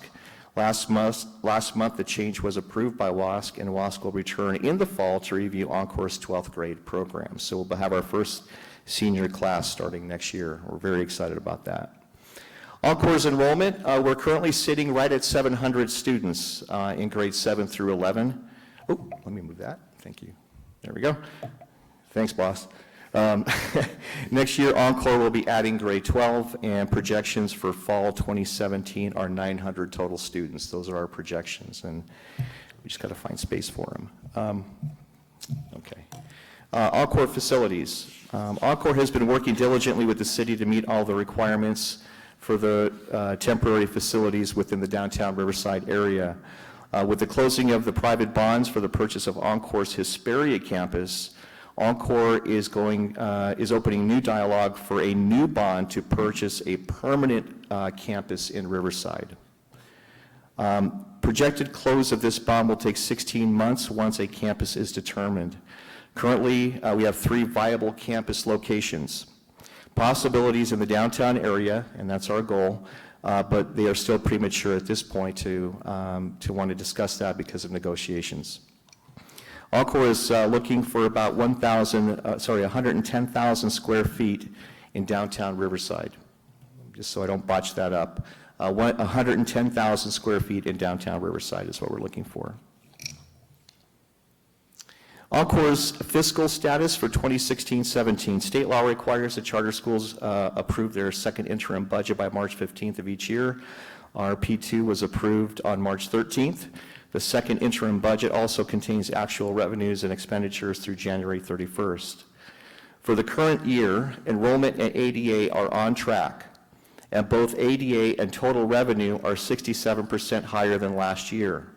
A slight increase of 4.78 in projected P2 ADA to 669.53 is included in P2 projections. Encore Riverside's projected revenues are thus $131,479 higher than the first interim, while expenditures are at $160,168 more due to the additional facilities that we have required and expenditures. The net impact of both of these adjustments as a reduction in projected surplus of $28,689 in the negative to $296,391, which in turn results in an ending balance of $224,032, or 3.2% of annual expenditures. A surplus of $224,000 is currently in an improvement since the beginning of the year. This includes one-time revenues that will not be recurring in future years. Over the next several years, it is critical that the school builds up cash reserves in preparation for an eventual statewide economic turndown.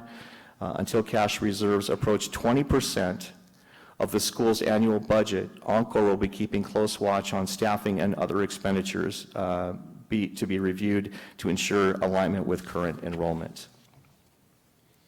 That's the informational piece of this. At this time, we'd like to answer any questions the board may like to ask. Thank you, sir. Mr. Hunt? Thank you for your report. I just want to ask, what is in your classroom setting, I imagine some of your art setting might be different, but in your academic setting, what is your teacher-student ratio? 28-1 is written in the charter, and we're averaging in art classes, it might be higher, depends. If it's a band class, it might be higher, but our goal is to keep everything at 28-1 or less. And last year, our average was 24-1. Very good. Thank you. Mrs. Alvey? Thank you. First of all, I have not seen the Inland Empire Arts magazine. I would love to see it. We'll send you a copy. Thank you. Since he's in charge of marketing. Oh, well. I'm writing him up tonight. Oh, I'd love to see one. And then the other question I had is, can you give me some idea of the breakdown of your student population? How many are within the district and out of the district? Yeah. As of right now, based on what our projection was when we came in, we're still sitting right about 1/3 comes from within the district. The majority still comes from outside the area. We've upped our busing from last year to this year. We've gone from 3 buses to 4 buses. We'll be expanding to either 5 or 6 buses next year, servicing more of the outside growing area. We've had huge interest still coming more from the Corona, Norco, and Eastvale area, to where we could probably fill as many buses as we could send out there, but it is cost effectiveness. Is that where your out of district kids are coming from? Their balance, we have a bus from the Redlands, Yucaipa area, and we have one going through Marina Valley, one from Corona, and one from Narco Eastvale. Okay. And then we'll be looking also, we're looking at the Fontana area too, based just on interest. Okay. I was going to mention overall population, yes, most of it's coming from the Corona, Norco, Temecula, Lake Elsinore, Corona area. Okay, thank you. Anybody else? All right, thank you for the report. We appreciate it. Thank you. Now, we just want to mention, we don't mean to be rude, but we're going to get to our rehearsal. Go ahead. Next meeting, I'm sure we'll have all the executives, but we've been told we need to get back quickly, so thank you. And thank you for the invitation to the event. Yes, Wednesday, Thursday, and Friday. Perfect, thank you. All right, Ms. Lynn Carmen Day, a report on, or an update on the 2016-2000 through 2018 Local Control and Accountability Plan. Good evening, Board President Lee, esteemed board members, Dr. Hansen. We are here just to give you a little bit of update that will set the stage for our next study session later this month. And so Kirsten Frosta will be here to give you a little bit of information about our template, changes that should make it more easy for us to monitor our plan, our timeline, the information that we've collected from the public up to now, and then also I will be back up to identify the next steps and what you can expect at the study session later this month.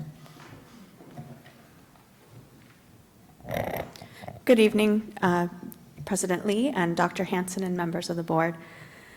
To begin tonight, you do have in front of you the updated PowerPoint as well as the new template that was approved by the Board of Education, or the State Board of Education in November. Beginning with the state template update, you can see there have been a number of changes to the template this year. Coming up, they've moved the instructions to the back. The biggest change is that the annual update, which informs the formulation of the next plan, has been moved to the front instead of in the back, as well as a new plan summary that should help our stakeholders be able to access the plan easier and maximize that transparency to our public.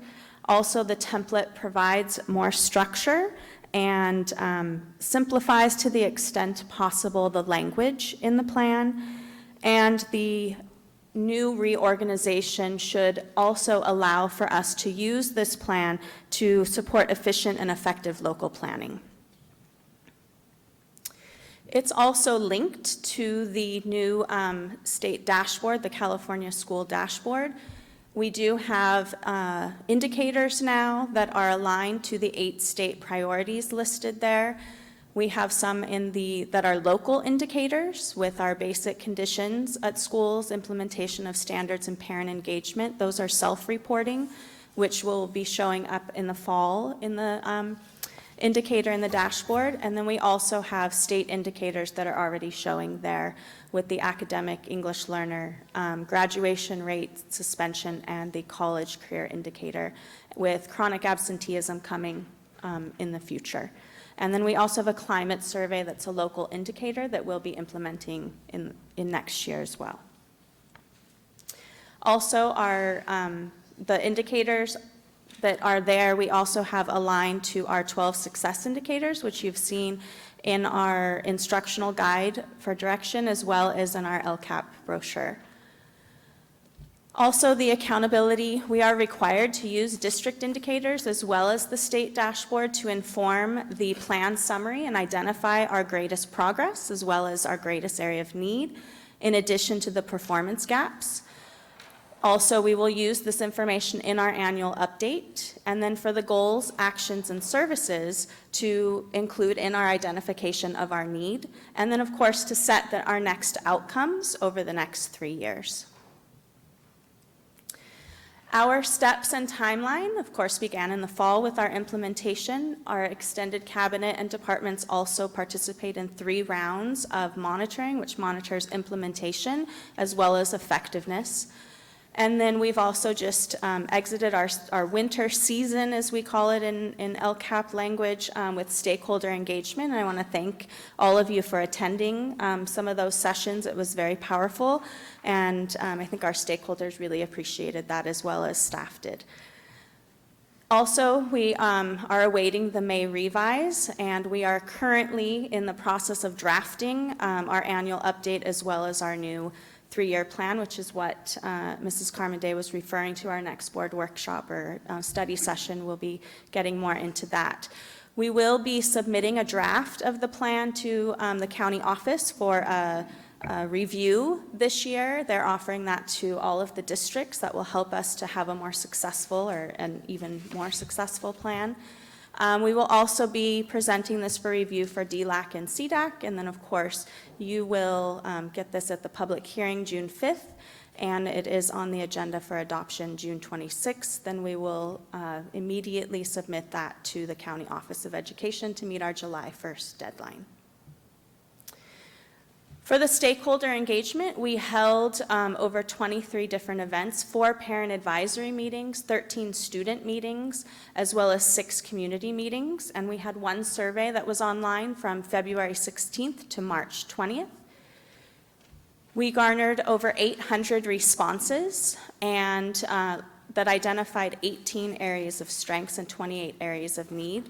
Those were under 1 primary theme of closing the achievement gap, and then our LCAP advisory teams took that information and we continued to theme that and prioritize. So we have 11 sub-themes rising to the top. They're in alphabetical order. They're not in any order of prioritization, beginning with assistant principals, computer devices, internet access, counseling, social, emotional, academic, cultural relevant, curriculum and training, early intervention, English learner, including newcomer and the legacy program, life skills and world readiness classes, such as financial literacy, so that students are prepared for the world, and math support for teachers and students, our science, next generation science standards, and STEM, as well as staff professional development on engagement for students, and then translator hours to match site need.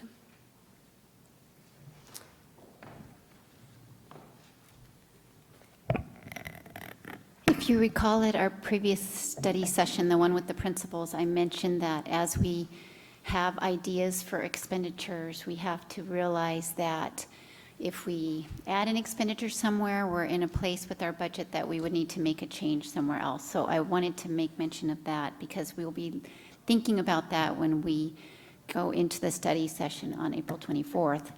And so we just wanted to let you know that you'll be receiving the summary of our success indicators data, just a summary.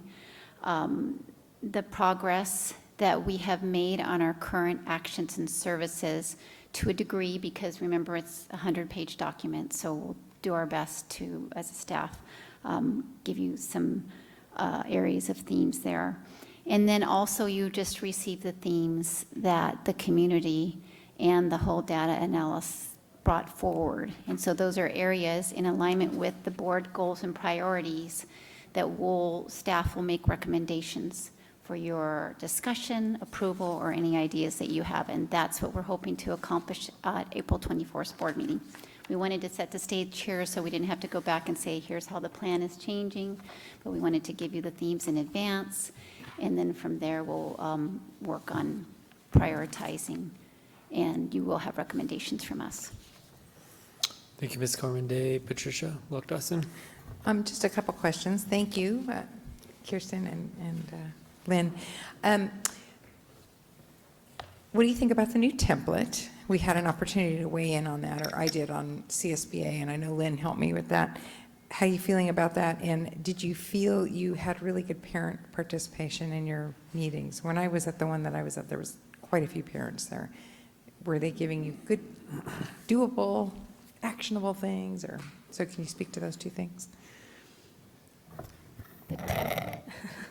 I'll speak to the template, since I live and breathe the template.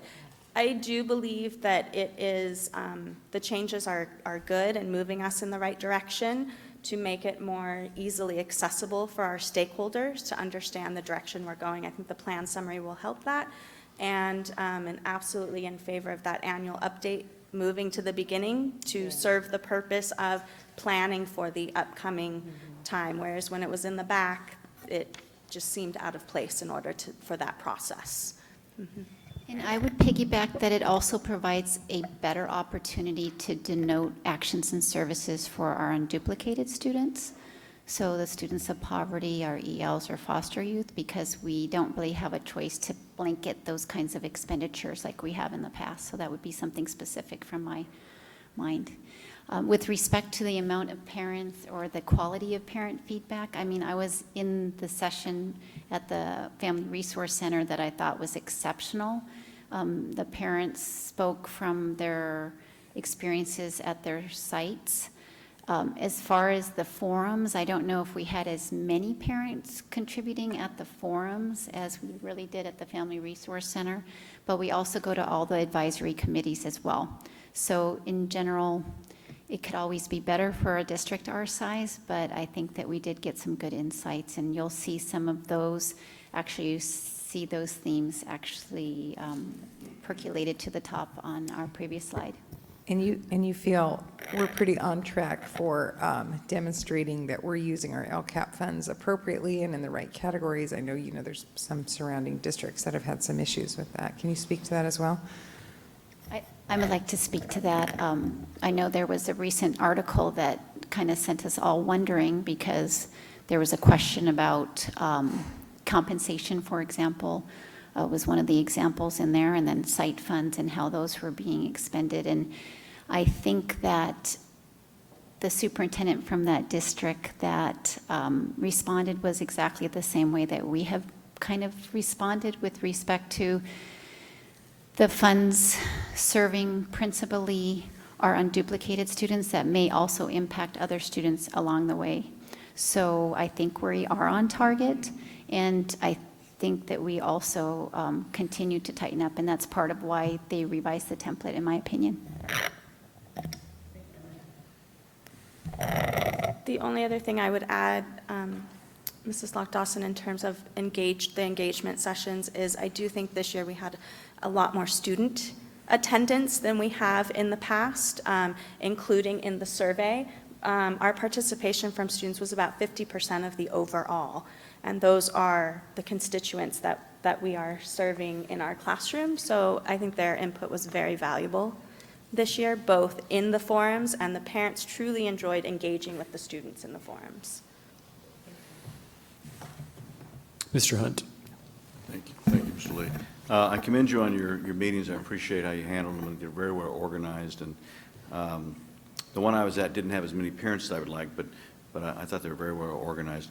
I'd like you to, on our website, I know that the superintendent's letter sort of summarizes things, but when you go to the LCAP, it just takes you to a bunch of links. And you got a lot of English teachers, you got a PIO back there. Somebody needs to write a summary of what happened that a citizen can look at and read within 3 or 4 minutes, bullet points, but really just all the work you've been doing. Don't just leave it up to links. And then back to Mrs. Locke-Dawson's observation earlier with her her cluster group that she had when we met with the principals. And you talk about it in here, assistant principals. What did you find out more about assistant principals through this program, this listening tour? Well, we agree that we would love everyone to have an assistant principal. It's a flat statement. With respect to the observation about it's better to have a full-time or not in a part-time assistant principal, the current part-time assistant principals we have, which are 2 that serve 4 sites, we do keep the campus security for the sites that have a split assistant principal, and I agree that that is the best way to do it. We probably are going to make a recommendation to try to increase by 1 assistant principal, but we don't have all of our budget where we're going to pull from if we do that, and we want to make sure all of that is set before I can say anything. But we have till April 24th to come up with that. Because the budget's pretty tight, it's early for us, and we're gonna have it ready. Thank you, Mr. Hunt. Dr. Hanson. Yeah, I want to commend Kirsten and Lynn for their leadership with this. And between now and our study session, they'll be contacting each of you to sit down and spend one-on-one time to help you prepare, go through the materials, help you really understand what you're going to be studying so that you come to that meeting prepared. And so please stay close to Beth, work with Beth, who'll be reaching out to you to schedule meetings in the near future for you to spend. Probably it'll take a good hour for each of you to go one-on-one with these 2 to get you ready for that meeting. Okay, thank you. Thank you, Dr. Thank Hanson. you. Thank you, Lynn. Thank you, Kirsten. All right, our last report, certainly not least, I see Mr. Walker and his team have been patiently waiting, and also our consultant.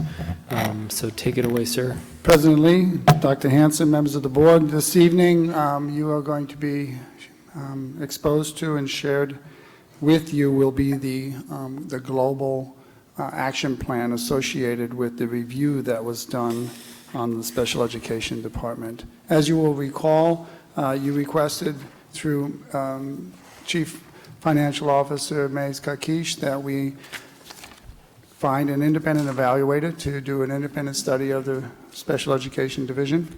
That has come before you in the past. There was 3 main phases of that division: a review of the financial components of the department, the comparative data and analysis portion, and then the program delivery analysis.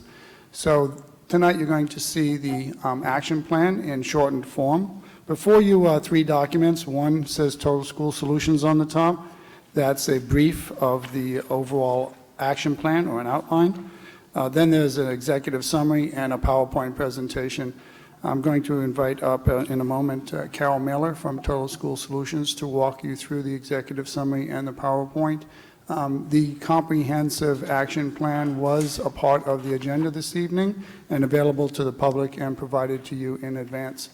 It was also sent to the CAC and other community members for review prior to this meeting. At this point, I'd like to invite up Carol Miller for her portion of the presentation.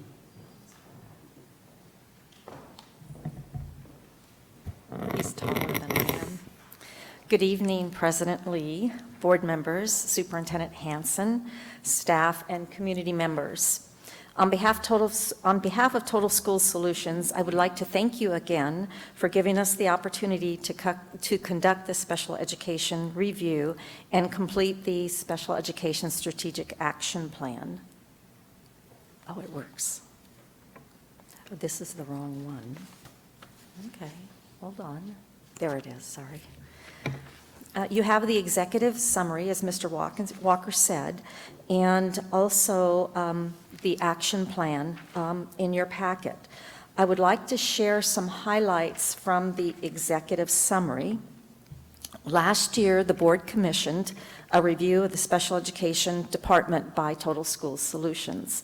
The undertaking of such a review is very, very proactive, and please let me commend you, the board, for this action, as well as your commitment to students, parents, and the staff of Riverside Unified School District.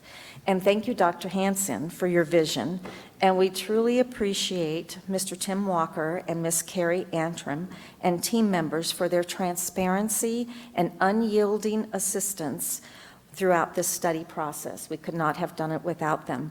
A special thanks to Mays Kakish and Business Services for their fiscal acuity and lots of reports, always ready, and data when we requested the data. Also, we provided this review after a review was initiated, completed by the California Department of Education. And the district did receive positive feedback in the areas of overall compliance, continuum of services, and student access to general activities and curriculum. And the purpose of our self-review was to further review the special education department and provide recommendations to enhance current procedures and practices and to improve efficiency, collaboration, communication, and oversight. And this independent review identified many areas in which the district is doing well. Just to mention a few highlights: the fiscal management of special education funds, provision of a full continuum of students with special needs, and positive relationships with district staff, and overall positive relationships with families indicated by the parent review and the surveys. And also an unparalleled level of district-provided professional development activities. Like any department within a school system, special education strives to continue to improve. And a few areas were identified, and we also identified specific areas, about 30 areas in the action plan. And some of those areas were inclusive practices to identify and implement for students with special needs, staff development such as inclusive practices, collaborative, individualized education programs, alternative dispute resolutions, cultural competency, and sensitivity training. And now I would like to take you through the action plan, an abbreviated version through the PowerPoint. In review, there were 4 phases or 4 focus areas of this report. First was the financial audit, and then the second component was comparative analysis and data. And both of these were conducted last summer and early fall. Also, Area 3 was the largest component, and that was completed between September and December of 2016. And the full report is quite lengthy, and it's on the district web page, and it was I presented it to the board on January 17th. And then the last section we're going to talk about this evening is the Special Education Strategic Action Plan.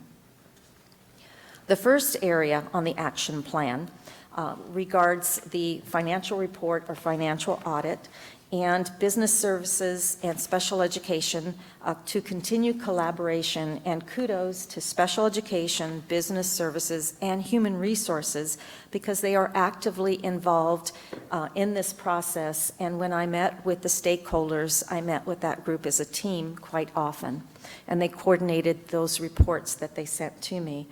Also, we looked at areas, for example, mental health and how those funds were being spent. And we are talking about or recommending developing a mental health services master plan and then developing an LEA, local educational agency, Medi-Cal plan through a committee process. And many of these things are already in action. The next area is focus area 2, which is comparative data and analysis. And as we identified some different reporting practices or anomalies in pupil count data, there are several priority areas that we are recommending to address. And most of these have to do with pupil count information, how to log information, and research some additional information. And I understand a lot of these activities are already in action. The next area was probably the largest portion of the special education review, as it encompassed staffing, services, delivery patterns, instructional settings, different services provided, organizational patterns and structures, and most important, stakeholder input and talking with folks from the school sites as well as community. Regarding those areas, the next 3 slides are concentrated on the delivery systems. We looked at the staffing levels and patterns, the least restrictive environment, how students are being served, what the service deliveries look like, and a number of related services. And we do have some activities related to adaptive PE, physical education, language and speech services, and occupational therapy. Also, we also address the psychological services, for example, to report counseling differently so we can tap into the Medi-Cal dollars. Early childhood education, these folks are very excited about enhancing their program and visiting other model sites throughout the county, actually, and other counties. And then organizational, there was a psychological services handbook that was started, and folks wanted us to expand that to a special education handbook. The most probably important area of focus area 3 was the parent partnership, parent involvement and input, also consideration of expanding the informal dispute resolution process, and then additional or enhanced areas of support for professional development.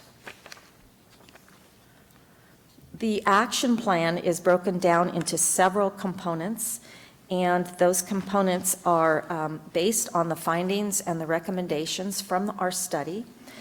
We included short timelines when the actions were being met, if partial or partly or completely met, and then also identifying persons or persons responsible for implementing those recommendations, and then progress monitoring, the evidence that the action or the strategies are being completed. In closing, the action plan is a roadmap, and it's based on district prioritized focus areas and planning strategies. The plan is specific as to what actions will be taken, who will oversee those actions, and evidence of completion as part of the timelines and the progress monitoring. And some of the activities, as I've mentioned, are already underway, and we're moving towards a path of completion. But in closing, the entire study process, it was very clear that the superintendent, administrators, teachers, and support staff are dedicated to the success of students with special needs to be integral parts of the school society. And at this time, I would love to answer any questions possible, or any questions that you might have. Thank you. We do have a couple. Mr. Hunt? Thank you, Mr. Lee. Chief Academic Officer, would you tell us, to Ms. Miller's last comment about progress monitoring, several of these items talk about late 2017 or late 2018. What is your plan to ensure that these will be implemented, and are you planning to come back here, or how are we going to know this is moving forward? We will probably talk about it as a team, but we can definitely do small report outs to the board as far as our progress on the action plan items. Okay. That's a great idea. Ms. Miller, on numbers 14 and 15 were least restrictive. You found some concerns there. Could you just, and you talked about progress monitoring not meeting state-imposed measurements for least restricted environments, LRE, could trigger significant disproportionality. So help us understand what these least restricted areas, you do talk about them and some other things. Okay, thank you. Regarding the performance indicator, the California Department of Education has 19 performance indicators, and one is least restrictive environment. And it is the percentage of students that are in general education. Mm-hmm. And one of the criteria is 80%, and that typically attributes to resource specialist program, and how many of those RSP type students are in general education 80% or more of the time. The other area is special day class, how many of the students are in classes 40% or more of the time. And then the other is how many students are in segregated settings, for example, non-public schools. And the district has not met its state criteria in some of those areas, but they have met it in some of the other areas. And as a I'm a trained disproportionality coach for California Department of Education. And so when I retired, I wanted to learn some new things, so I got trained as a disproportionality coach. And I'm having a great time with it. But this district is not in the position right now to be identified as significantly disproportionate, because you have to have another area to be significantly disproportionate. You're not over-identified in specific handicapping conditions or specific ethnicity groups, but we want to make sure that we're diligent in looking at placing students in least restrictive environments and reporting students correctly that they are in least restrictive environments. So it's basically looking at the data to make sure that we're reporting it correctly in the management information system, and then just to have the staff sensitized to what an LRE, or least restrictive environment setting, looks like, and encourage training in that area and develop a master plan. And I've done several master plans for several school districts, and I mentioned to Carrie that I would share those master plans with her, so you don't need to reinvent the wheel. Very good. I want to talk to you about partnerships, parent partnerships. I recall distinctly, and maybe you didn't share this with my colleagues, so maybe it's just me, but our conversation, our first initial conversation on the phone, we got to talk, and I thank you for that. And you and I talked about, I was concerned about parents feeling left out, feeling this is sometimes a very complicated and challenging area. They're already challenged at home with their child, and so they're looking for solutions. And you talked about in other districts you had included and recommended a parent's, I don't know if you call it advocate or liaison or something to that effect. And I was surprised not to find that in your report. I was very intrigued with that idea, I think, in trying to bridge. And I do understand that most of our parents are very, very pleased. But we have some that really get lost in this whole thing. So what happened to that assignment? You just worked in other districts, you told me, you recommended it, so why not with us? You're correct, Mr. Hunt. I was thinking, or our team was thinking originally of a parent, not an advocate, but a parent support type system, where a parent would be part-time, a couple hours a week, and trained, and possibly out of the resource center. And researching this further and talking with those other districts, sometimes it works, sometimes it doesn't work. Just depends on the person you hire.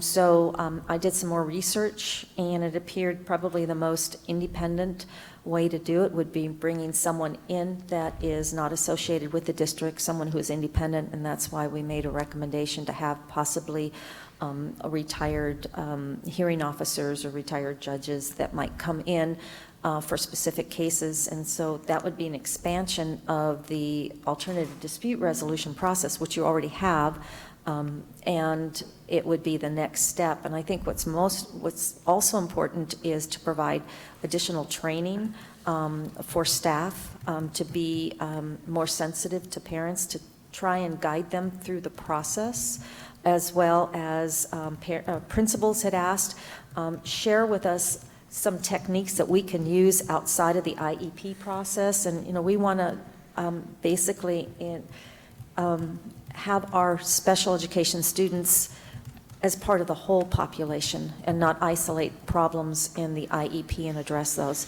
And so I did change my mind. And it was based on some additional research that I had done to try and see and bring in someone even more independent. That would be a contract person.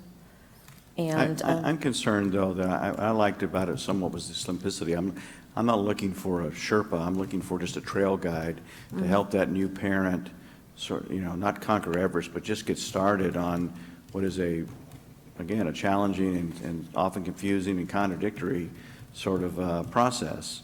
And I don't like the idea of a retired judge. I think I'm looking for someone that's been through this and can figuratively hold their hand and sort of say, help them along some of the things and say, no, this is normal, or you can look at that, you should ask. I just found that inviting, and I'm disappointed it's not in the plan. I like the plan. Are you staying with us? Is this part of your contract? Do you work with us to make sure this is implemented, or is it up to us now? it's up to you, but you can always have me come back. Yeah, I would encourage that, my fellow members, that that this is such an important area, and one that has always been challenging to deal with from a board perspective. And I like having an outside person looking at this. You know, I mean, no offense to Carrie or anyone else over there, but I think it's important. It is an area that you know, is often most contentious. So, and I just wish we had included that. I really, I remember you bringing it up here and we talked about. I'm disappointed we don't have that in here. And I've said that to Dr. Hanson this morning at breakfast. Thank you. Thank you for sharing that. Mrs. Alavi. I was hoping you could help me with the Mental Health Services Master Plan. You're suggesting, I think, that we didn't have a master plan. We're going to work on getting a master plan, but it's under your financial report. So Right. is this to outline services that we currently don't provide, or do financially fit them into the picture? You already provide a lot of the services, so the master plan was to look at those services that you're already providing, include those services on the students' individualized education programs so they can tap into the mental health dollars, because there was a large ending balance in the mental health dollars, and then extending those and considering the feasibility of providing mental health educationally related services to students that are being served in non-public schools, so you would take on that responsibility. So it's basically you are providing the services, you've built a strong cadre, you just need to report those services on a specific code for specific students. Okay, I understand what you're saying. Was there anything that you found surprising about our program here, or something that we do differently that stood out? I was delighted. I think the most important thing that I came away with is the teachers are so dedicated. And we asked the question when we were meeting with the teachers, if you had a genie or a crystal ball and you could have one wish, what would you wish for? And they wished for students. So students can have something, maximize what students can have. And typically when I ask that question in other districts, they say we'd like a pay raise, or we would like, you know, additional books and things like that. There were teachers that were excited about curriculum that was purchased recently for students with severe disability, or students with profound or disabilities, and they were bragging about things, and they're excited to be here.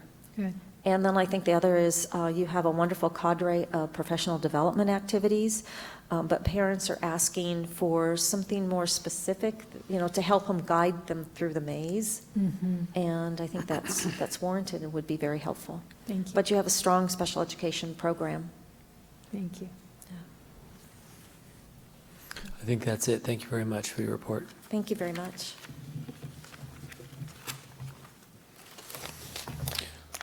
All right, that brings us to the conclusion of the meeting, and we will, before we get to the adjournment, we'll end with board member comments.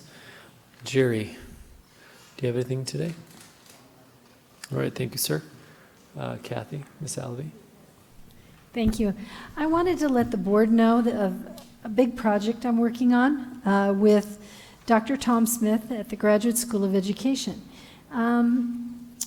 They've been wanting to expand their scholarships, and I had a thought, and I've been working with Mrs. Ibarra, and we had an idea to start a scholarship with the Graduate School of Education that is going to be a pipeline scholarship. So if you follow me here, we're going to start the scholarship this spring.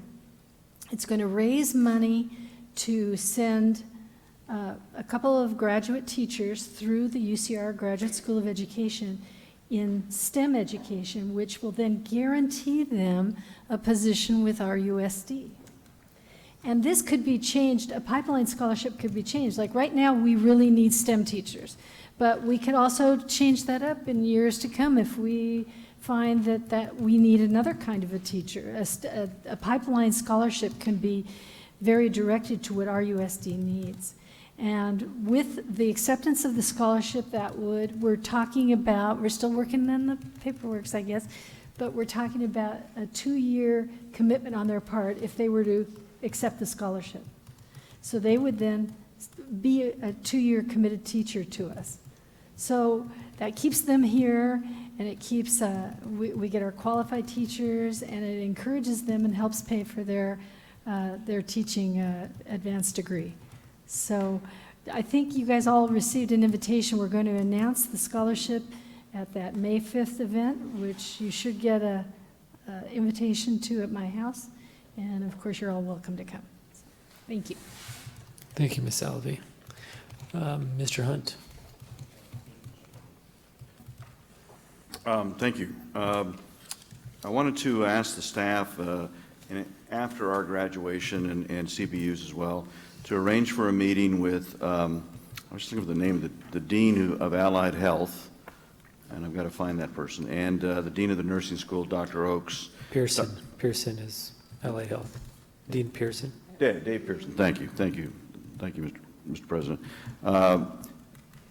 Dr. Farouk has started this. I'd like a meeting with, include Dr. Farouk, of course, meeting with RCC, but there's an interest, if there's one good thing about my wife being in the hospital, is that her sister, the Dean of the Nursing School, got to sit there with me, and I talked to her about what Dr. Farouk had already been working on with RCC to bring to this board, but there's an interest at CBU and with RCC to start a health careers academies, medical careers academy at Arlington, and I'd like to have our chief academic officer and whoever else she feels, I'm sure, a career path person to be there. But just to begin to float this idea around and see what would be needed.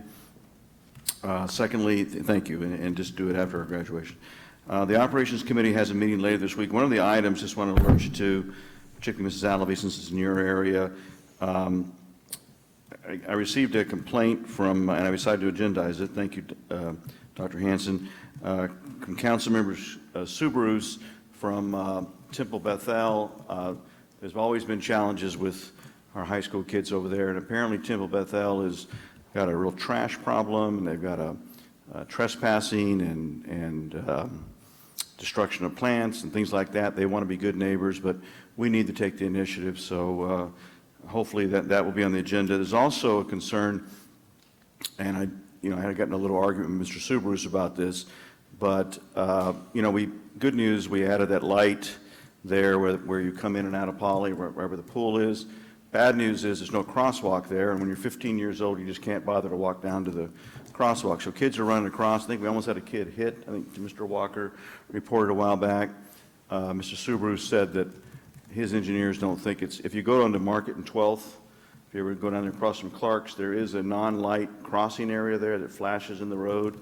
Why couldn't the city consider that? So we're going to ask them about that. I think it's a lot easier than trying to explain to a parent whose idiot 15-year-old ran across the street and got hit, and it could be a real problem. So we'll see how that goes. Ms. Alvey, I'm surprised you haven't got that magazine. There's a beautiful ballerina on the front of it, and I think that will be very good. I want to also, Ms. Alvey brought up recently, and I just want to echo it. I appreciate what Dr. Hansen's done, but I want to bring back the committee system. You heard me argue about it earlier. I think it's part of our job, and I feel farther away from the determinations without the committee system. When two of you are on a committee, particularly this board, I trust your input. I trust that you spent time, getting down to the nitty-gritty and the different ideas, and I really don't need to go into, I'll do my job, but it makes me feel much better that I can say, two of my colleagues looked at that deeply. I still have an obligation to do the same, but I do like that, and Mr. President, I would hope that you and Dr. Hansen would talk about the committees that we do need and make sure that we have those. Thank you, Mr. President, for bringing up the San Bernardino Unified, and do encourage you, I talked about earlier, to send a letter on our behalf. And I do want to thank, I made a note here, just Gina Cheadle has been a wonderful PTA president. In my time, I don't know if we had one that was more cooperative, nothing against the others, but just Gina was always there and very welcoming to this board to be involved, and I hope Dr. Hansen, Mr. President, will be able to recognize her. I'd also like to recognize, and when we have an opportunity, and put that laser cut machine to work, Dr. Hansen, and not your certificates, but the ladies, the moms that put together the special ed prom. What a you and I were there, I don't remember, I know you were there, but it's just heartwarming, and just those little people were having such a wonderful time, and you'd have to pay to make me feel that good with things. It was just great. And thank you all for who reached out when Jerry was in the hospital last week, and it was very heartwarming as well, and makes me much more sensitive to folks that go through that, I tell you. So thank you much. Thank you, Mr. Hunt. Mrs. Lockdawson? Just a very quick follow-up to Mr. Hunt, your comment about the academy. I've been working with Councilmember Gardner and a doctor from Kaiser, a woman who is a surgeon, and she's very interested in working with our students and she's already been doing it informally, and she's been paying it out of pocket, so she's looking to get entrenched within RUSD. She has a very compelling story, and she wants to be more involved. So I've connected her with Mrs. Carmen Day and Ron Weston, who I think they've got a meeting set up. So I think it's going forward on that. And nothing else, I guess, other than to tell you that my daughter is taking American Sign Language as her language requirement in college right now. So just kind of I was kind of excited. So, all right. Thank you, everybody, for staying to the bitter end. Thank you, Mrs. Lockdawson. Not too much for me, just I know we all reported back after the job shadowing day, but I think that was really worthwhile, and I think that was a lot of fun, and I hope that's a tradition that we can continue to do. And maybe we can all expand it down as suggested to whoever wants to participate. Thanks for all the reports and the information, particularly thank you Special Ed, especially for sticking around till 9 o'clock at night. And for Ms. Miller, consultant, I know you've been here for months now, so we appreciate your efforts and for the thoroughness of the report and for your insight and your experience on what we're doing well and what things we can do even better. So we appreciate that, and we appreciate our staff and to their leader, Mr. Walker. Thank you, sir. Appreciate that. I'll keep it brief because it's getting late too. We'll close tonight's meeting in honor of Kathy Pickering. She was a human resource technician. She passed away on the 19th, I believe, of March after a long battle with cancer, unfortunately. I know she had her memorial service last week, and the team over at Frank Miller organized a walk up Mount Rubidoux in her honor, and everybody wore pink, so that was really touching. I saw a lot of pictures from that. She was survived by her husband, Randy, and her daughter, Kristen, who's a choir teacher at Poly, and her daughter, Erica, who I know is a nurse. So I know she'll be greatly missed in this district, and tonight we'll close in her honor. And thank you, everybody, for staying here till the end.